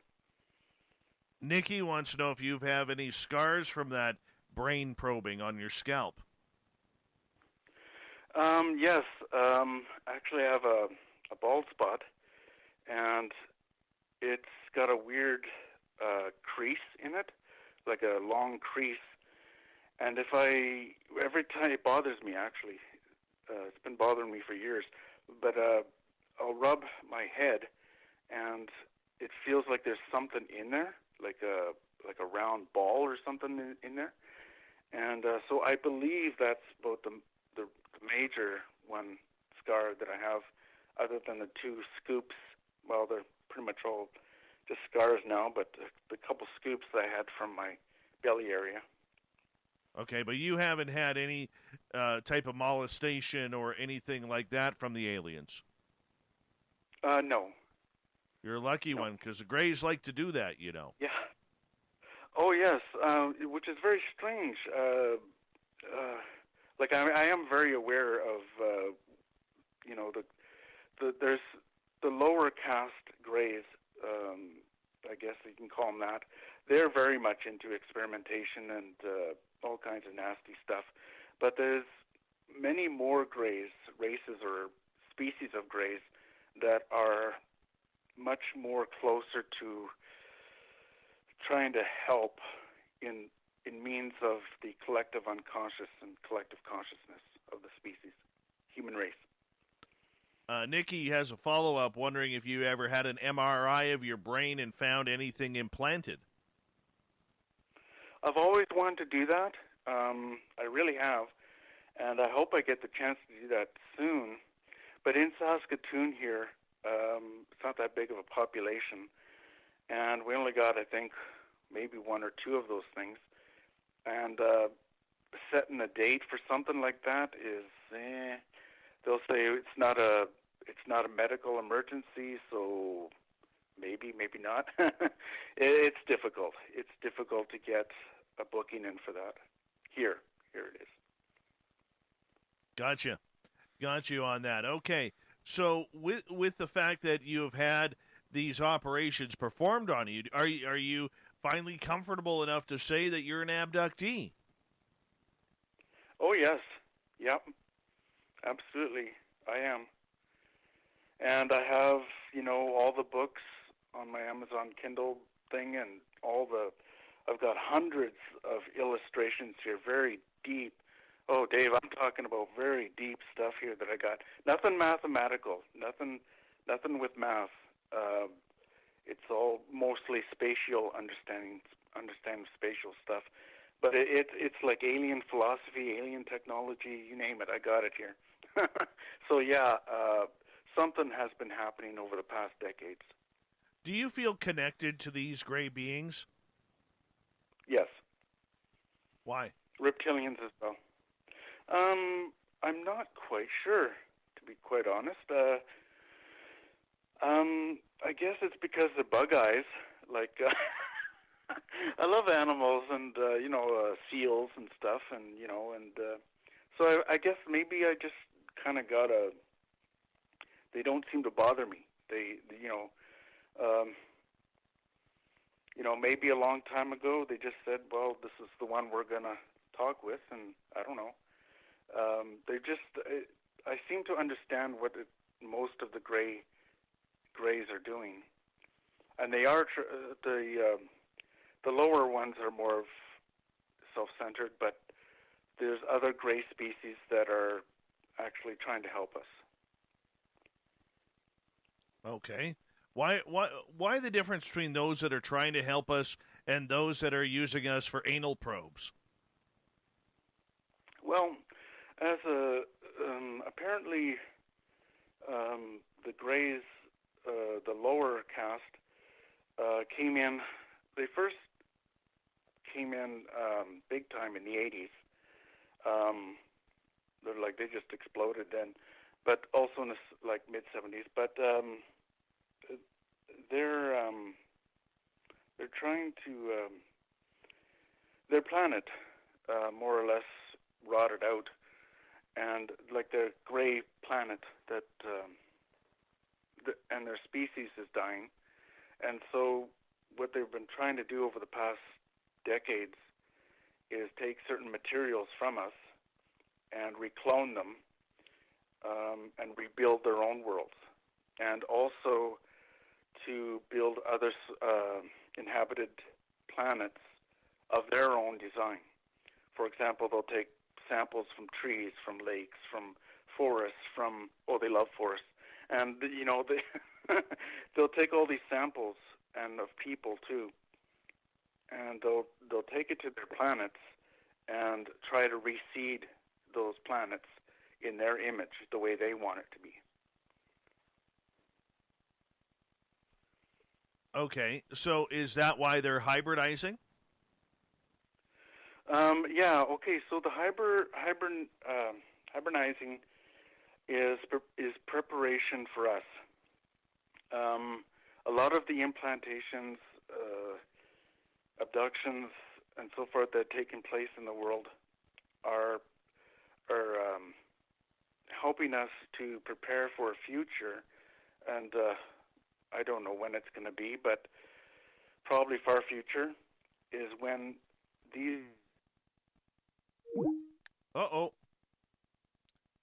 His phone died out, and we lost Skype. Let's try and get him back here, because this is important. Notice we were just trying to get to the aliens, and All of a sudden his phone dies. I'm telling you, these aliens, people. Oh, now his phone is showing that it's not online. I bet you his phone died. I bet you his phone died. It sounded like it, didn't it? It totally sounded like it. Well, we'll try it a little bit here. I think the aliens completely wiped this out. Yeah. I think his phone died. Good grief. What do we do here? We were in the middle of a great show, and the aliens zapped his phone, and now we can't reach him. Why didn't the tarot cards come through and predict this during the reading?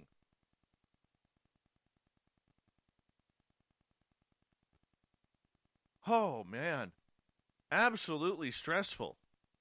Absolutely stressful. Let's see if we could get him one more time here.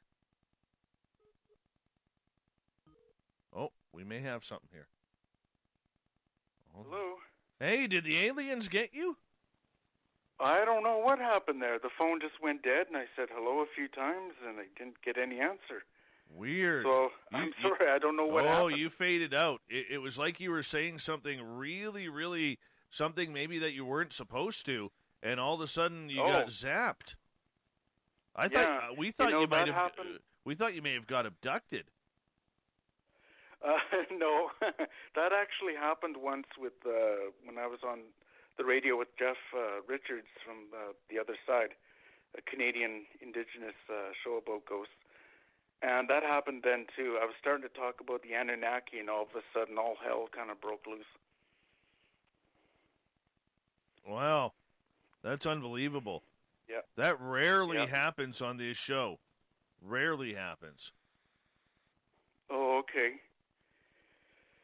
Well, we've got about a minute. We've got about a minute here before we have to go to break here at the top of the hour. Jim Lucier is our guest tonight on Spaced Out Radio, and I'm telling you, it's one of those weird nights. One of those weird nights. Yeah. Well, they're here. They're listening.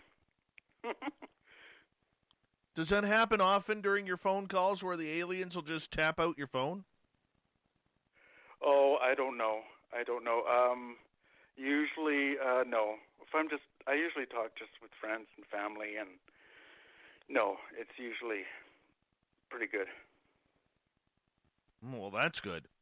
That's good. Mm-hmm. All right, Jim. I kind of lost track here of everything we were doing on this important conversation here. I think we were talking about, we'll continue when we get back from the break.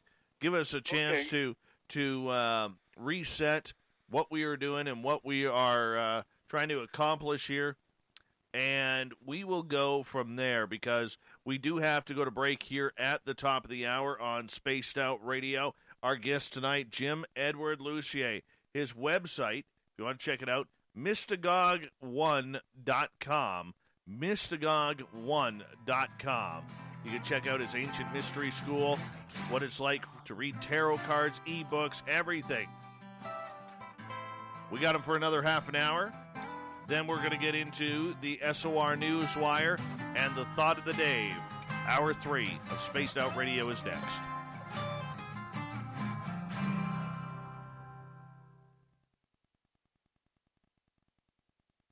All right, Jim, I'm just going to run my dogs outside. I'll be right back, okay? Okay, you bet. All right.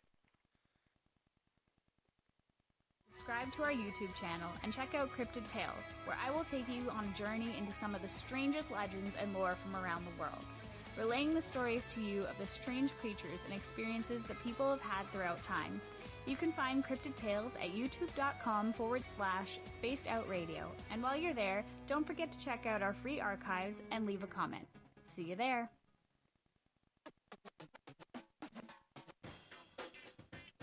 The SOR Vault is open for business, and we have some cool swag for you to pick up. All you have to do is head over to our website and click on the SOR Vault. You have a variety of cool logos to choose from and put them on anything you want. T-shirts, hoodies, hats, coffee mugs, you name it, we can get it to you. So do your shopping by supporting the store you love. Get your Spaced Out Radio swag at the SOR Vault today.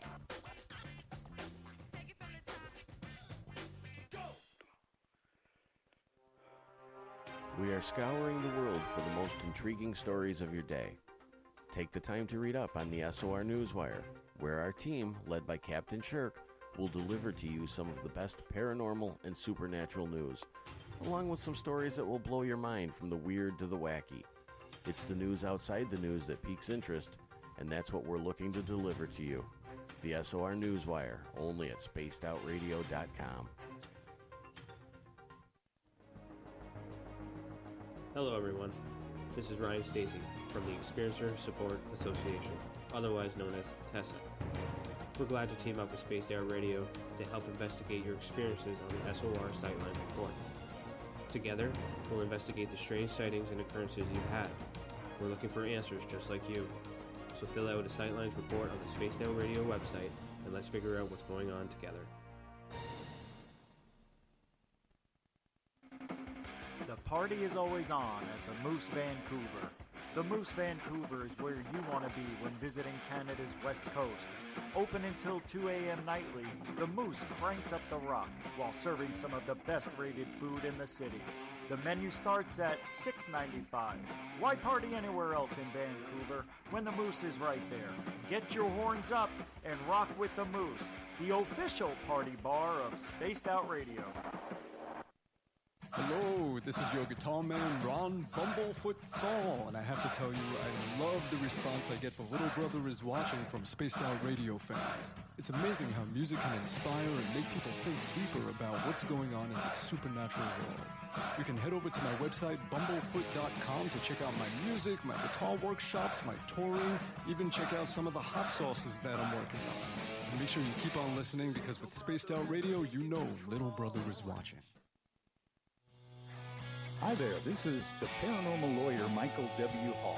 I'd like to invite you to listen in each Sunday night, where we're going to open up your eyes to everything strange and paranormal. I will be hosting some great guests with topics that affect us all, such as UFOs, ghosts, and everything paranormal. Let's learn together on Spaced Out Radio Sunday with myself, Michael W. Hall, the paranormal lawyer at spacedoutradio.com. Hello, space travelers. It's me again, Carl. Don't forget to join the Space Travelers Club for just $5 a month. And follow Spaced Out Radio on Twitter at Spaced Out Radio. Our Instagram, Dave Scott SOR. Our Facebook page is Spaced Out Radio Show. Our archives are free at youtube.com/Spaced Out Radio. Come woo it up with Spaced Out Radio today. Bye!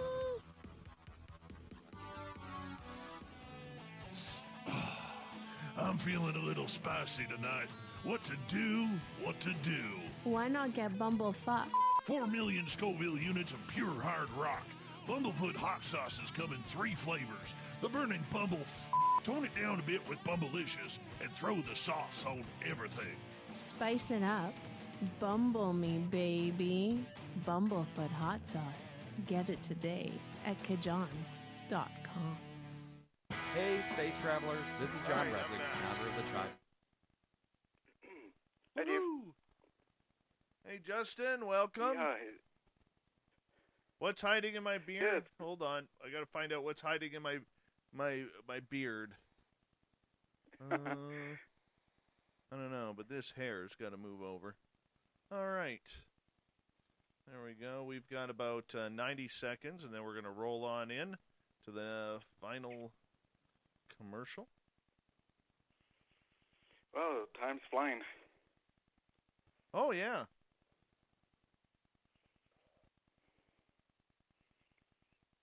That's great. Hey, Dave, have you ever seen that episode with the $6 Million Man? Which one? With Bigfoot? Oh, yeah. The one with Bigfoot? Yeah. Isn't that something, eh? That was quite That's ahead of something. its time, you know? Well, I think they developed that character thanks to the Patterson-Gimlin film. Oh, I see. Yeah. Yeah. That's what makes sense to really, me. Yeah, because I was listening to your show yesterday, and there was a lot about, Bigfoot, Sasquatch, and that. And, yeah, it was with them perhaps being some form of alien species. Oh, that could be. That could be.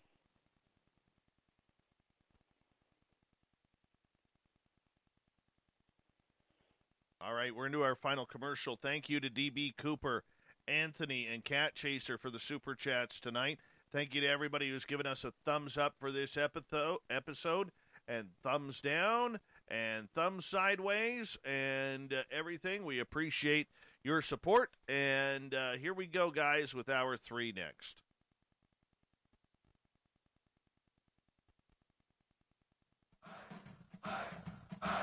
If you'd like to connect with us, head to spacedoutradio.com for all your latest show info.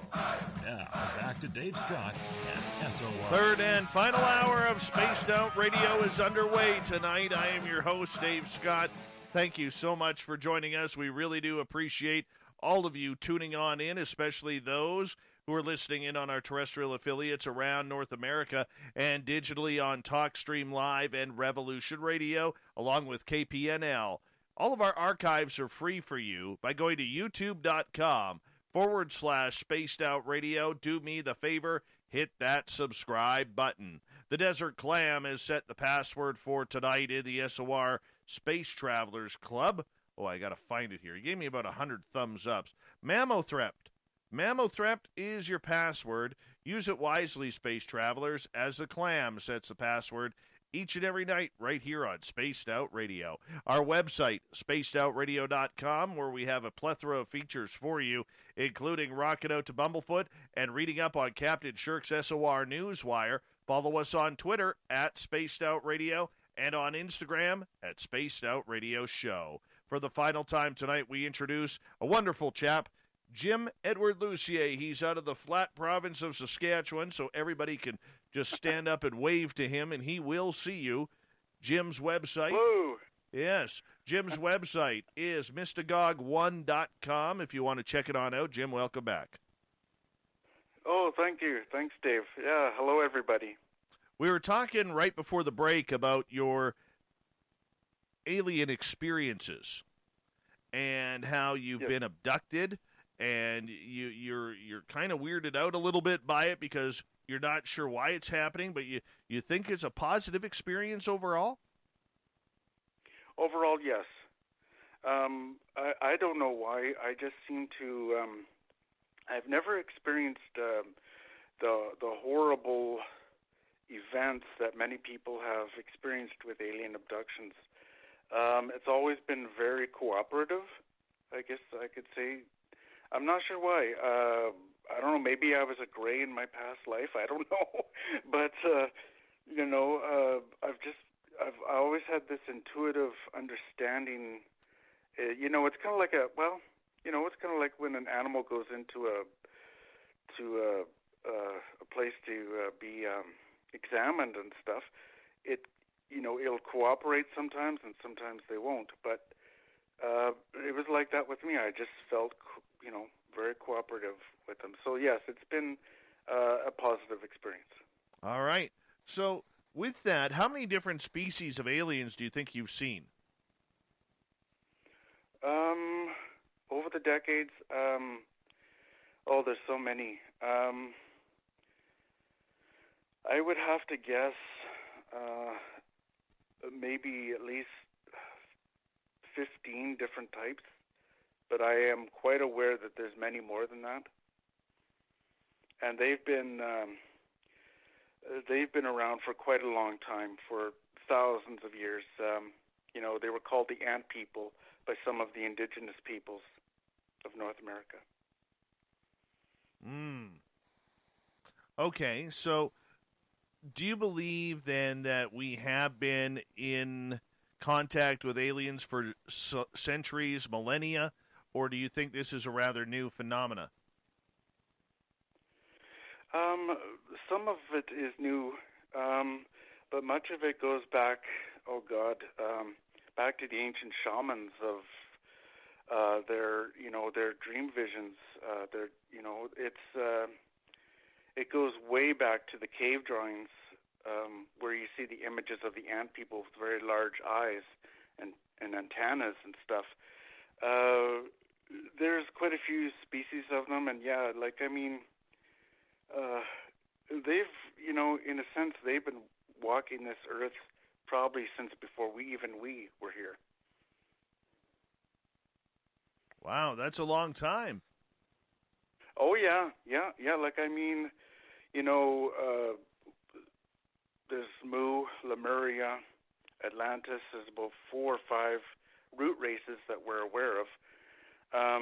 But I'm quite certain that there was many other forms of alien civilizations that lived on this planet for very long periods of time. Okay, have you ever been taken to another planet? In my dreams, yes. And also with the visions, I guess they're kind of like, vision quests almost, like I was saying, where I'll just be sitting here and music really helps. If you turn off the lights and you listen to really spaced out music, it's like, wow, I see these visions of, I've seen this one planet and it was all crystal, and it was almost like being on a big giant asteroid or something, and like a moon, and everything was all purple. All the crystals were purple. It was very strange. Sounds like you had a trip to Lyra, where the Pleiadians are. Oh, okay. Yeah, that may be. Yeah, the Nordics. Some of them are very close to the angelic realms as well. And they're all here they're helping us. There's many different species. Not only the Nordics, there's, probably 1,000 different types of greys, 1,000 different types of reptilians. It goes forever. Dave, it goes on forever. There's probably spaceships the size of the sun, for all we know. The universe is so infinite. It's infinite. It really is. Okay, so as you continue down this path with your own connection, can you summon these beings to you? I've tried, and they seem to a limited extent. If I want an answer to something, I'll try to communicate with them, but usually I get the answer later, and it's usually when I least expect it. Okay, and what answers are you looking for? Have they given you any answers on what your purpose is? Well, most of what I try to do is, I guess you could call it the scientific method, or, I do have a scientific mind, although I'm not, that educated, not a scientist. But I try to match up what I've been writing down and seeing, well, does this make any sense? Could it be this? Could it be that? I develop, I have the theory, so I test it out. It's like, well, maybe it's this or it could be that. And I want to know, I want confirmation. And one big confirmation did come one time. It was a massive one for me, because I've been writing a lot about spatial science, I guess is the only way I could describe it. And apparently, the governments are working on what's known as a reverse engineering based on spatial technologies. And when I heard that, after 20 years of writing all this stuff, it was like, wow, my God, I'm not insane. I'm not crazy. Something's going on here. Have the aliens ever given you a profound or prophetic message of what might be happening here on Earth? Yes, one of the major ones right now is that we did enter kind of like a partial two worlds. It kind of happened with Brexit as well. Half said yes, half said no, and it kind of just snowballed where, we're living in times where, populations are divided about many things, and you kind of wonder, well, how come there's so much division, or how much? And you start to think, well, maybe the answer is what I've been getting is that a lot about there's 26 dimensions in the quantum realm that they've discovered so far, maybe more. And there's room in that quantum world. And if we keep going back to the quantum world with the paranormal and say, well, is that possible? Is this possible? Is this, all these things are possible in the quantum world. That's an amazing thing, because there's so many dimensions there. And so the main message is that we're coming out of this kind of like parallel world that we partially entered and re-entering a new form of reunification in 2021, where things are going to be much more relaxed. But still, there's things to work on, obviously. Okay. How much of that is evolving with other people on this planet? Because right now the planet seems very divided. Yes. Oh, large portions of almost, at various levels, there's numerous intelligences that are working with everybody pretty much at their own level. People who experience ghosts and hauntings and stuff, that's a form of work. They're trying to find the answers to if there's, life after death or whatever. And then there's just ordinary common people. Everybody's being worked on, in my opinion.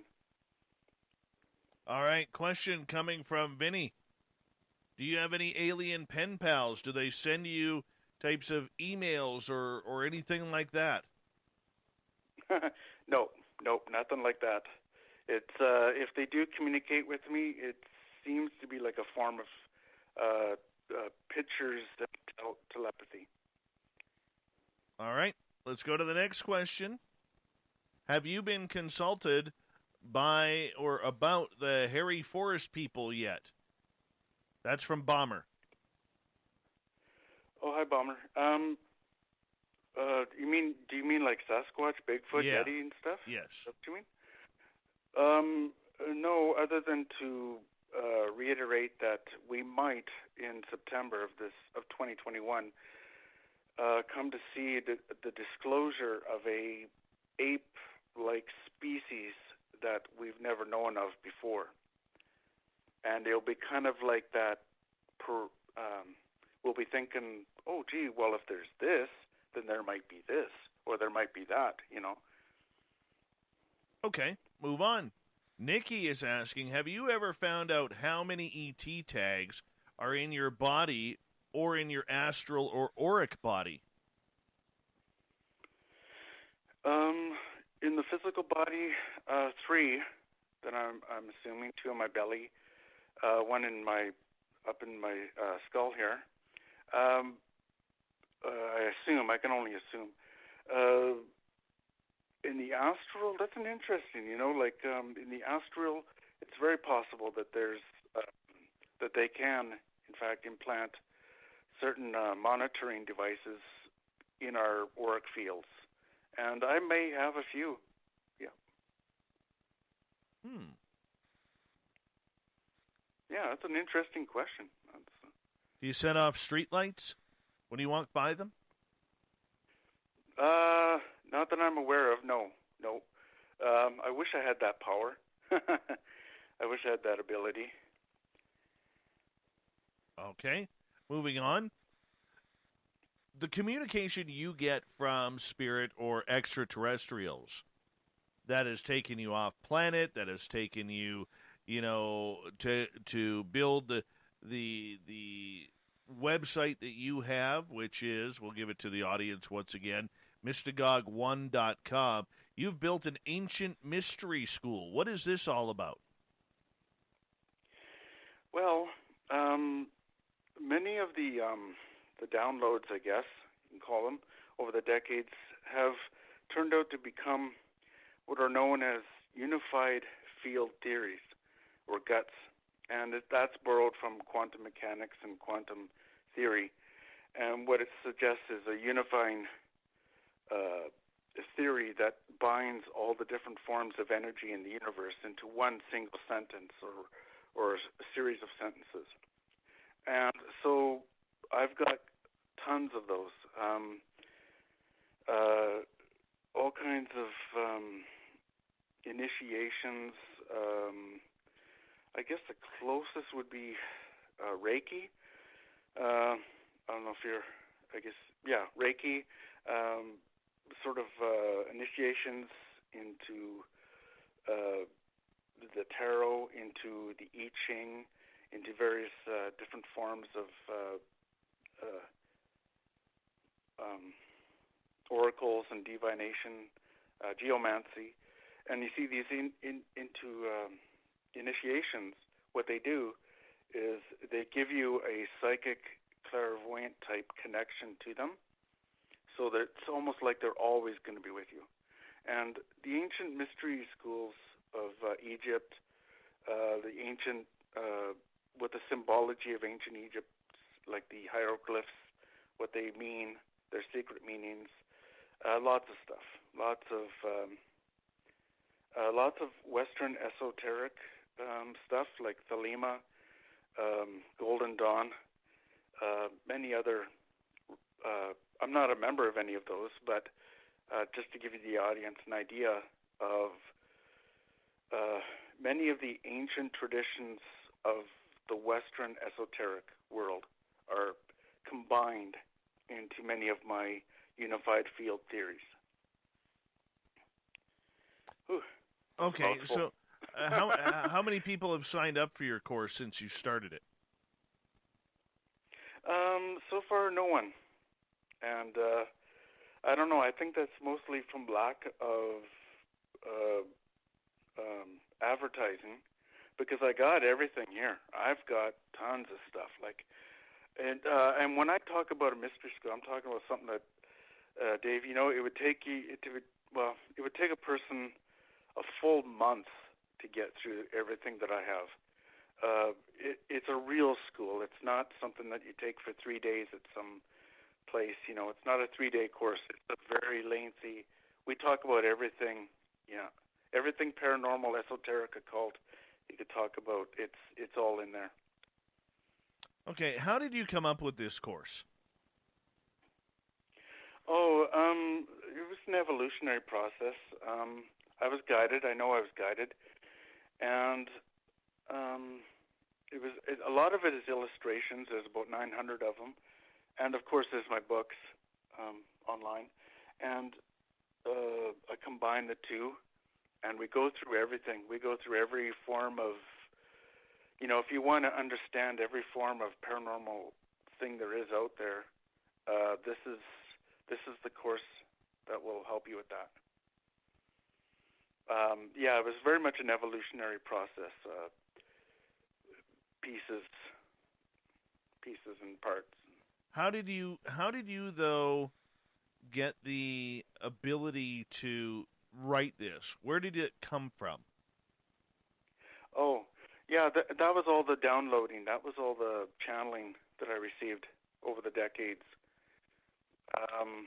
All the things that would just come into my mind, and especially when I was working for a while there, just blinding visions of all this stuff, and I'm hiding away somewhere so my boss doesn't, give me hell for not working. And I'm writing all this stuff down so I don't forget it, and drawing it out and stuff like that, and so that's where it all came from, was a lot of channeling.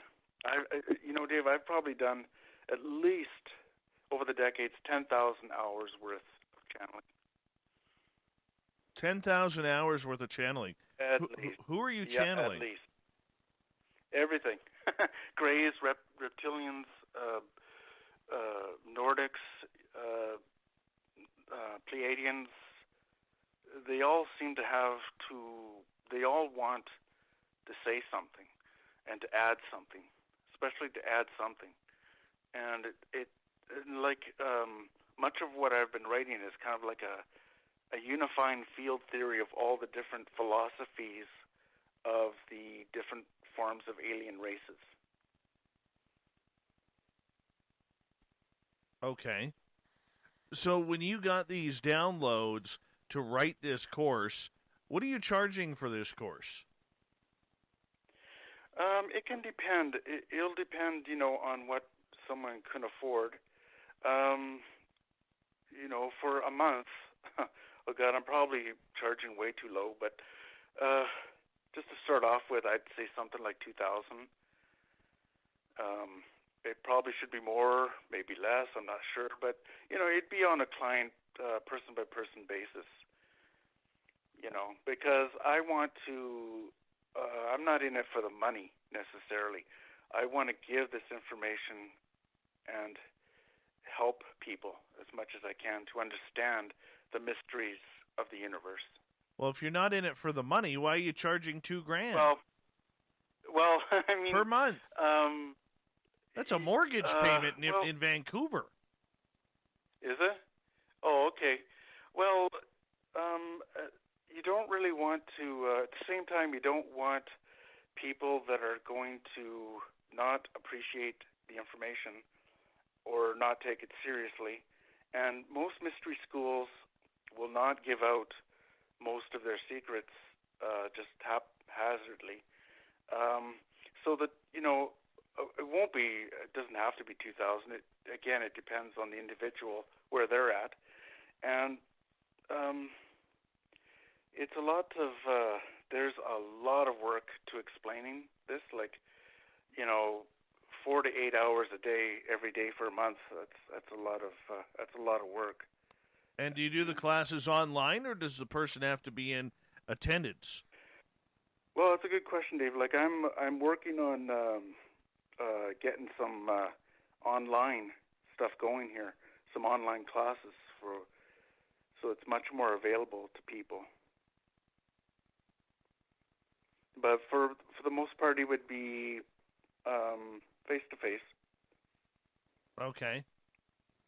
We have less than 1 minute with you tonight, and I want to say, Jim, thank you so much for coming on Spaced Out Radio. It's been a lot of fun with you, some very healthy knowledge, and thank you for a wonderful reading. Do us a favor, let everybody know where they can find your course and all of your information. Well, thank you, Dave, and it was an honor to be on your show. Thank you for everybody, and the best way to get a hold of me and to find me is to go on Google or just search Lucier Mystery School, Ancient Mystery School, or just type in my full name, Jim Edward Lucier, and a whole bunch of stuff will come up on Google. That's awesome, man. That's awesome. Well, I appreciate your time for coming on Spaced Out Radio, Jim. It's been a pleasure getting to know you, and I thank you for joining us on this show. And you stay right there for a second, because we're going to take this off to break here. Coming up next, we have the SOR Newswire. We have the Thought of the Day. Let's round this thing out as we head for home tonight on Spaced Out Radio. Stay tuned.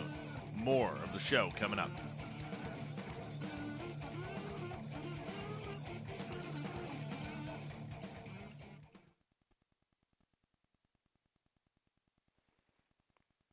Good job, Jim. Oh, thank you. I can breathe. Oh, wow, that was Good great. job. That was awesome. Good job. Thanks, Dave. I tried my best. You did awesome. This is my. Oh, thank you. Thank you. All right, man. I got to run and get the news ready. But Okay. Thank you for taking the time, okay? Okay, you bet. All right, man. Thanks, Dave. Bye-bye. Okay, Betsy.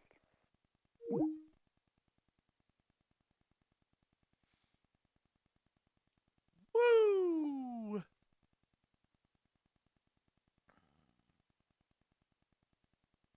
I cannot wait for my back not to hurt anymore. That's what I can't wait for. It's getting better. Every day it gets a little better.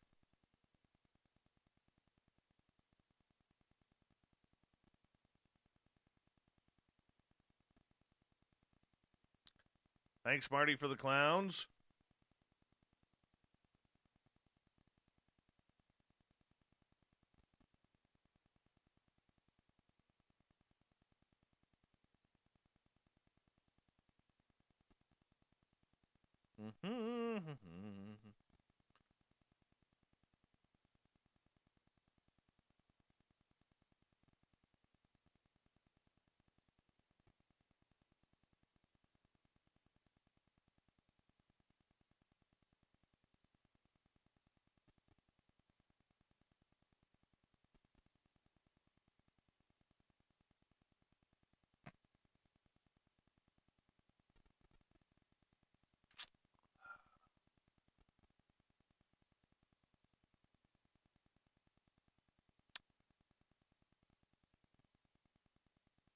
Just so you know, his website says $3,000 a month, the equivalent of about $10,000 of teaching, or probably over 20 value combined teachings is over 20 grand, but he's giving you guys a discount at $2,000. It's pretty fair money right there, people. Pretty fair money. Vinster, thank you so much for the awesome super chat, man. I really do appreciate that. I really do.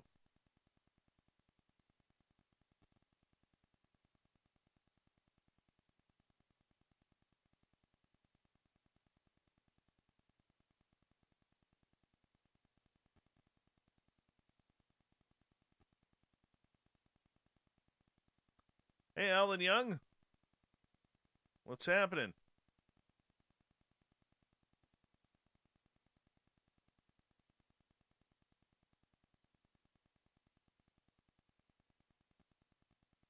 Good for you, Rano. Good for you.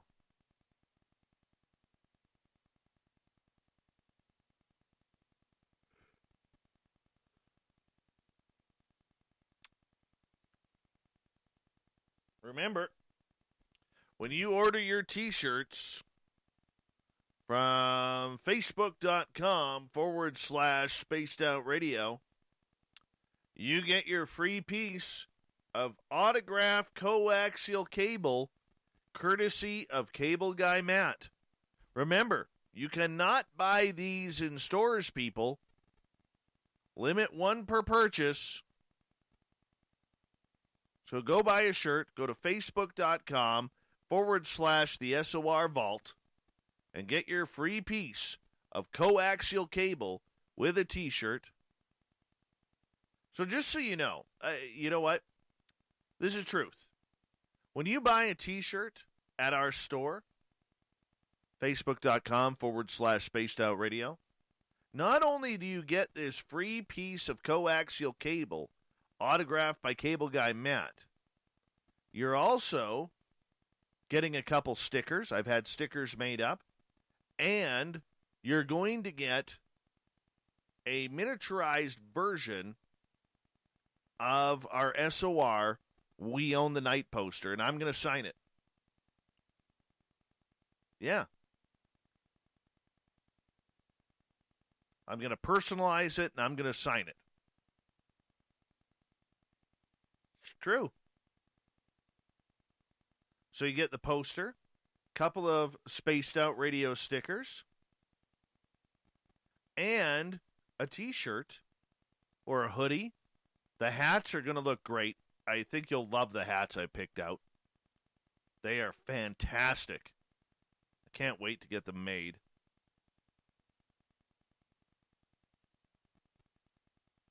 They're going to be stitched, the hats. Hats are going to be a little bit more expensive because hats these days are expensive. But all right, here we go.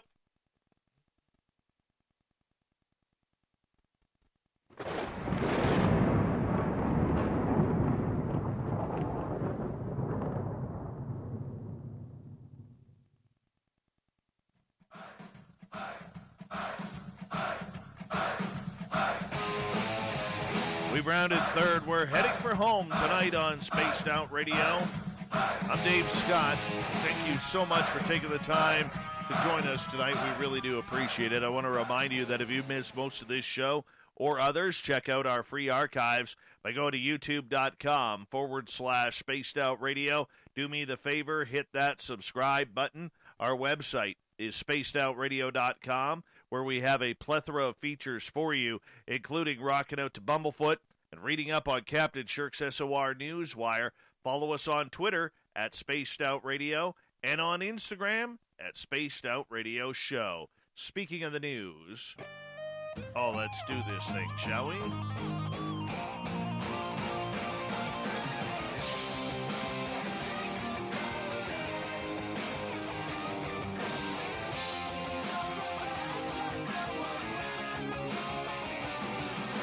The news is always changing, which is why we bring you the SOR Newswire at the back end of every show, where we get to the weird, the strange, the wacky, and sometimes the mysterious.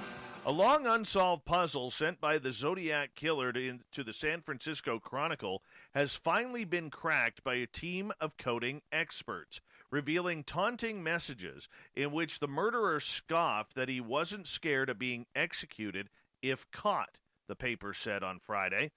"I hope you are having lots of fun in trying to catch me," the killer wrote in the bizarre coded message sent to the paper in 1969.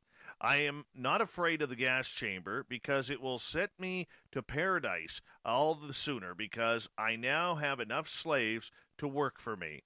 The so-called 340 cipher, a jumble of letters, numbers, and symbols, doesn't reveal the name of the still unidentified killer who terrorized Northern California in the 1960s and 70s, but coding experts were thrilled to demystify the missive in the hopes it could help authorities uncover new insights into the mind of the prolific murderer who claimed to have slaughtered at least 37 people. Last weekend, a team I am on solved the 340 and submitted it to the FBI, coding expert David Oranchek said. "They have confirmed the solution. No joke. This is the real deal." A spokeswoman for the FBI's San Francisco office confirmed the message had been figured out, saying investigators were aware that a cipher attributed to the Zodiac Killer was recently solved by private citizens.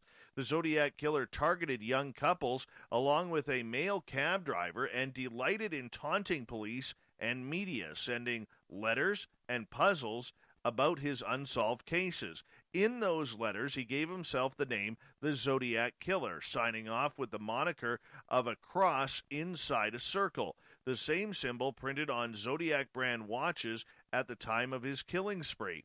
In 1969, another one of his cipher puzzles was cracked by a school teacher from Salinas, California, and his wife. It said, "I like killing because it's so much fun." It is unclear if the killer is still alive, but based on a description of him, he would likely be an elderly man by now. Still, the FBI hasn't given up the hunt on him. The Zodiac Killer case remains an ongoing investigation, the agency spokeswoman said. "We will continue to seek justice for the victims of these brutal crimes." Major upgrades to the existing fleet of Canadian CF-18 Hornets are expected to take up to 5 years. Only 3 of the 7 F-18 fighter jets that Canada purchased from the Australian Air Force have been integrated into the Air Force so far, and the Department of National Defence says key upgrades to as much as 1/3 of Canada's fighter force will take up to 5 years, according to documents. The slow introduction of the used warplanes meant to bolster Canada's existing CF-18 squadrons, and the long timeline for radar refurbishment have the opposition Conservatives questioning the value of the interim fleet. A written government response to questions posed by the Conservatives last October was put before MPs recently. It said the older fighters will continue to join the Canadian Air Force at regular intervals, but did not lay out a precise timeline. National Defence will continue to work to integrate Australian F-18 Hornet aircraft into its current fleet of CF-18s as it completes the necessary modifications and upgrades to these aircraft. The Liberal government purchased 18 used from Australia. The last of them won't be delivered until the summer of 2021. When it is first announced the plan 3 years ago, the government said it expected to keep most of the existing CF-18 fleet flying until 2032. The order paper question also noted that 3 dozen existing CF-18s will get upgraded radar, and the Air Force is currently deciding which of its fighters, which were built in the 1980s, will get the high advanced new system. Engineers still need to sort out obstacles involved in combining the new equipment with the older airframe. Within the next months, National Defense will select 2 aircraft to test the installation process. The remaining 34 will be selected over the next 24 months. The upgrades will not be complete until June 2025, which is why the conservative defense critic James Bezin is questioning the wisdom of buying the extra fighters, a purchase the Office of the Parliamentary Budget Officer says will cost $1.09 billion over the lifetime of the program. It's time to get rid of them. I love the Hornets. They're a gorgeous aircraft, but ours, way too old. Way too old. Sometimes you need new jets. You just do. Wayne Gretzky's name appears at number 1, an astounding 60 times in the NHL's record book.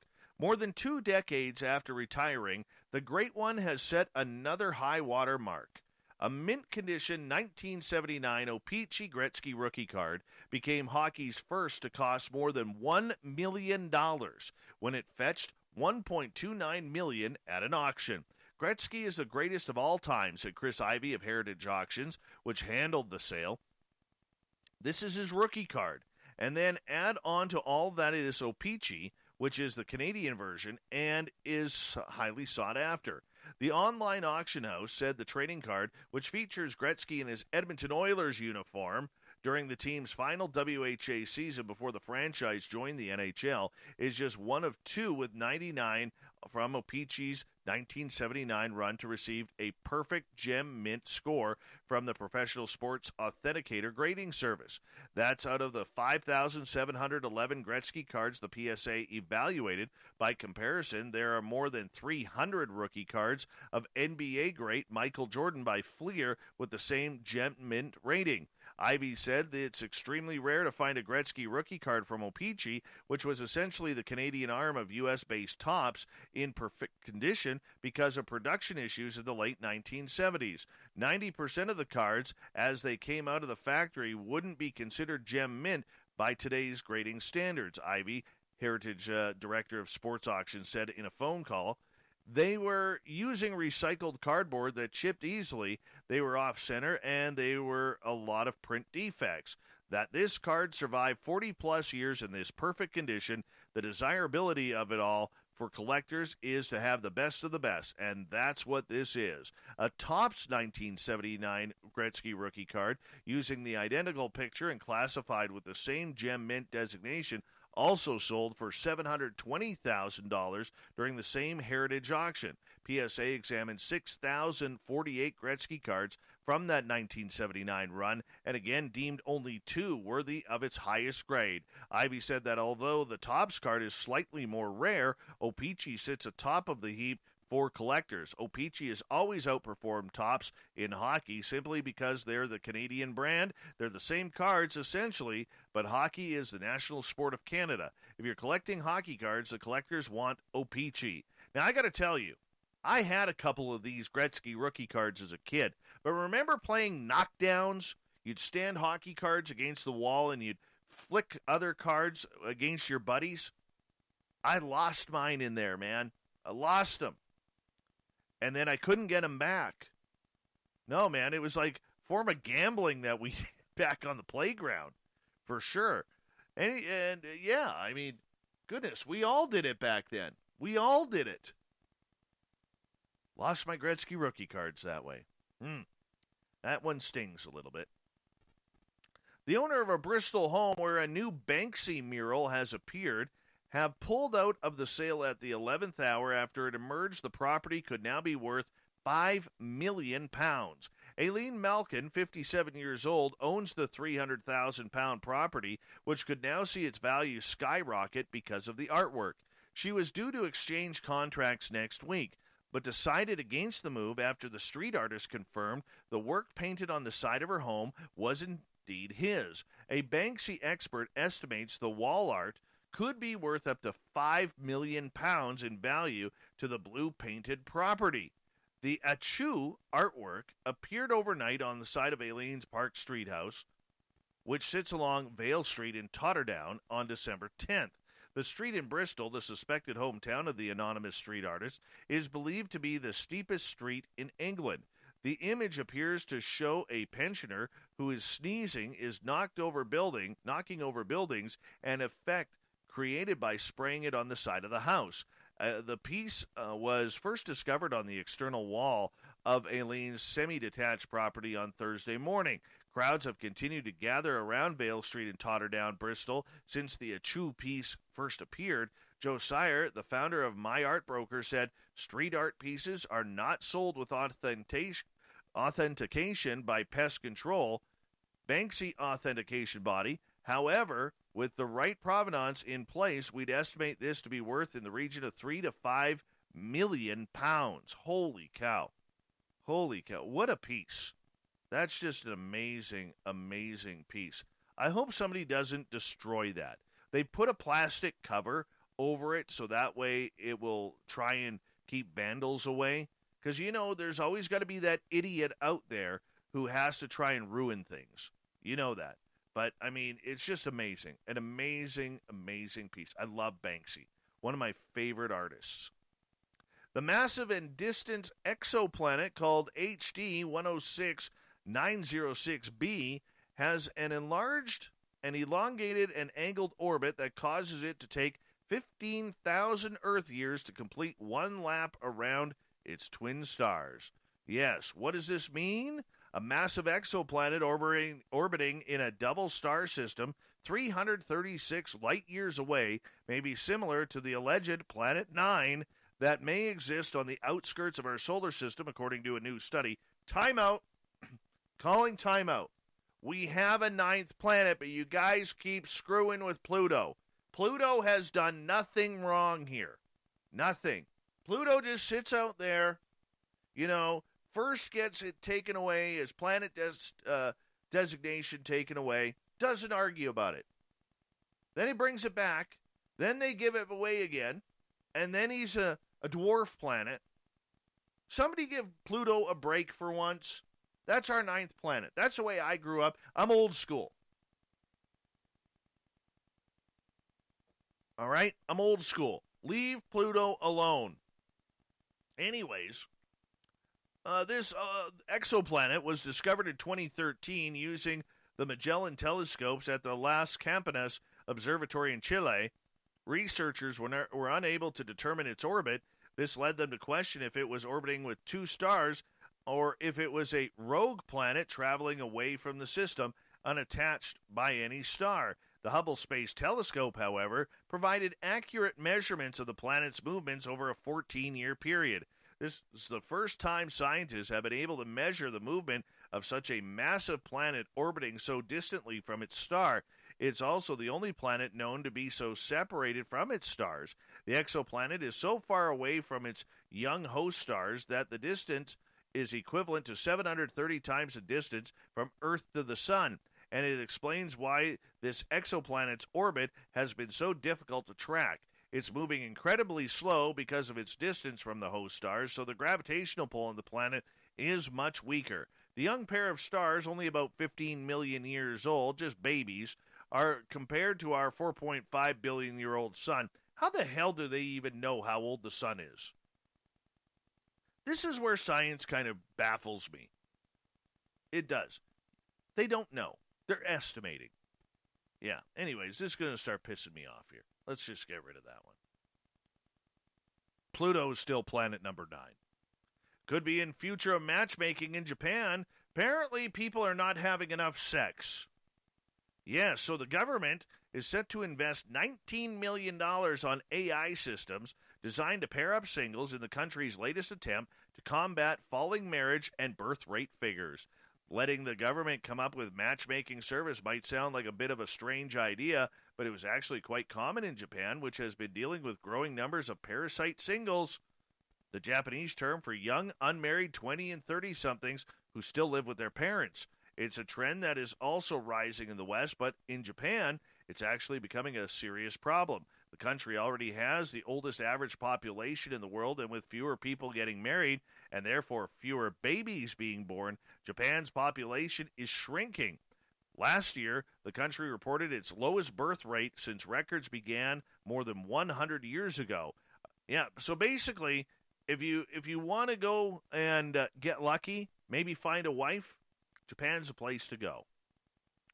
Here's a cool story. I love this.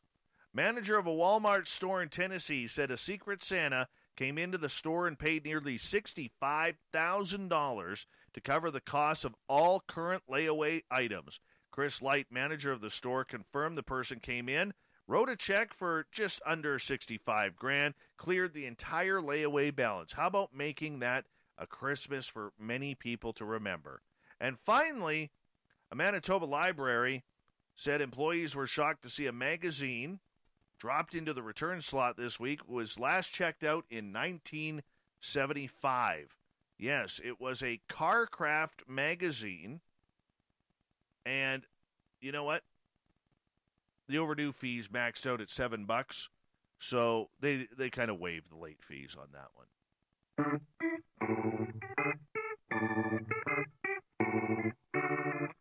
Pluto's number 9.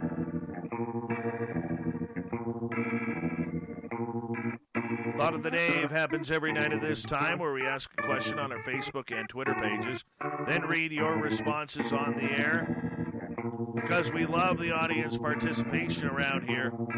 Today's Thought of the Dave is as follows.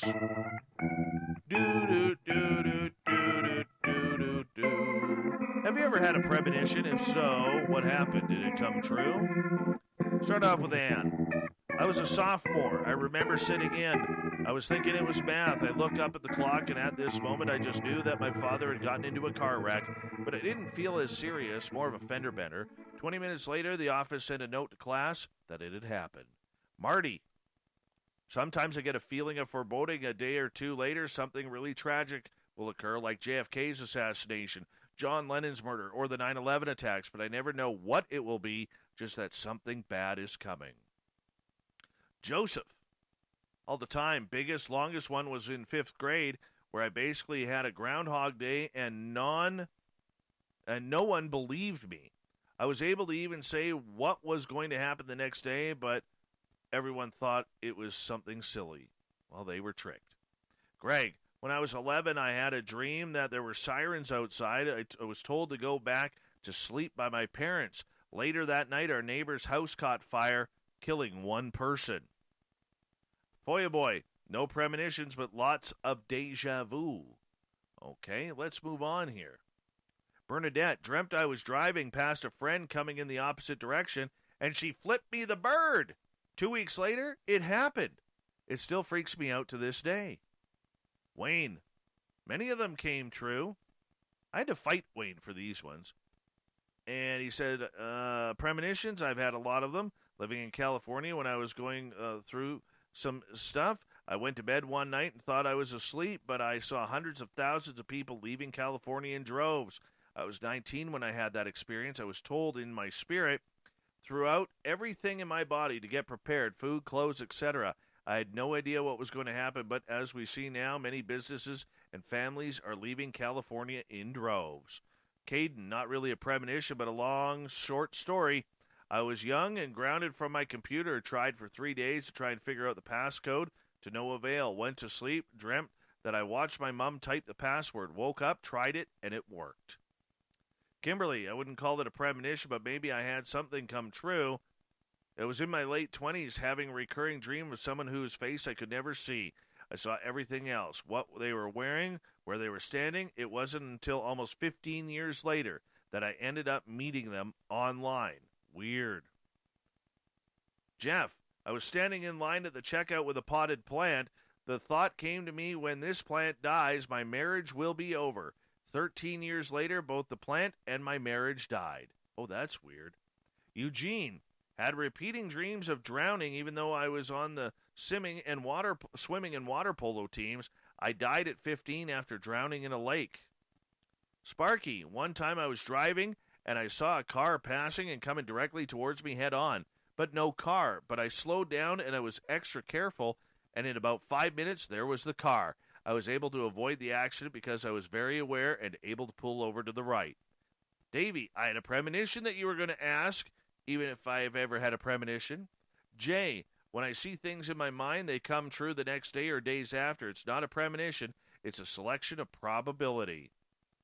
Gabe, I had weird dreams about floods and fire in my apartment. Then months later, 9/11 happened. Shauna, yes, and I was heartbroken. Knew I'd never see my best mate again. She then took her own life. Well, that's terrible. Can't end on that note. Amy, maybe 4 months ago I was on the bypass. Clear as day, I heard in my head, mind you, switch lanes. The shovel in the back of the pickup is going to fly out. I immediately switched lanes as I was told. Less than 30 seconds later, shovel flies out, and it totally would have hit me. Could have killed me, to be honest. Thank you to everybody participating in the Thought of the Day. We will do it all again very, very soon. And thank you to Captain Shirk for the SOR Newswire. And our guest tonight, a very interesting Jim Edward Lucier, for coming on in, talking about tarot, talking about paranormal, talking about aliens. It's always a good time when you get some aliens here on Spaced Out Radio, because that just turns the woo factor up just a little bit, don't you think? Oh, and thank you to my Magic 8 Ball for answering some questions during the show. We'll have to do that again as well. We got Mr. Ron Bumblefoot Thal rocking in the background with Little Brother Is Watching. Bumblefoot is the official music of Spaced Out Radio, rocking him in and out of every single show. Get your horns up for the guitar god himself. Special thanks to everybody listening in at home, in your cars, at work, wherever you may be. Thank you to everyone participating in our chat rooms on YouTube, Spreaker, LGAB, Revolution Radio, Facebook, the Space Travelers Club, and our website, and all the snarkers and snarkettes having some fun on Twitter at hashtag Spaced Out Radio. It was a great night for radio, I bet, and I agree. Remember, this show is copyright by Spaced Out Radio and SOR Media Ventures Limited. Thank you so much for choosing to share your evening with us, because together, my friends, say it with me, we own the night. Mr. Bumblefoot, we need a favor. We need you to take us home.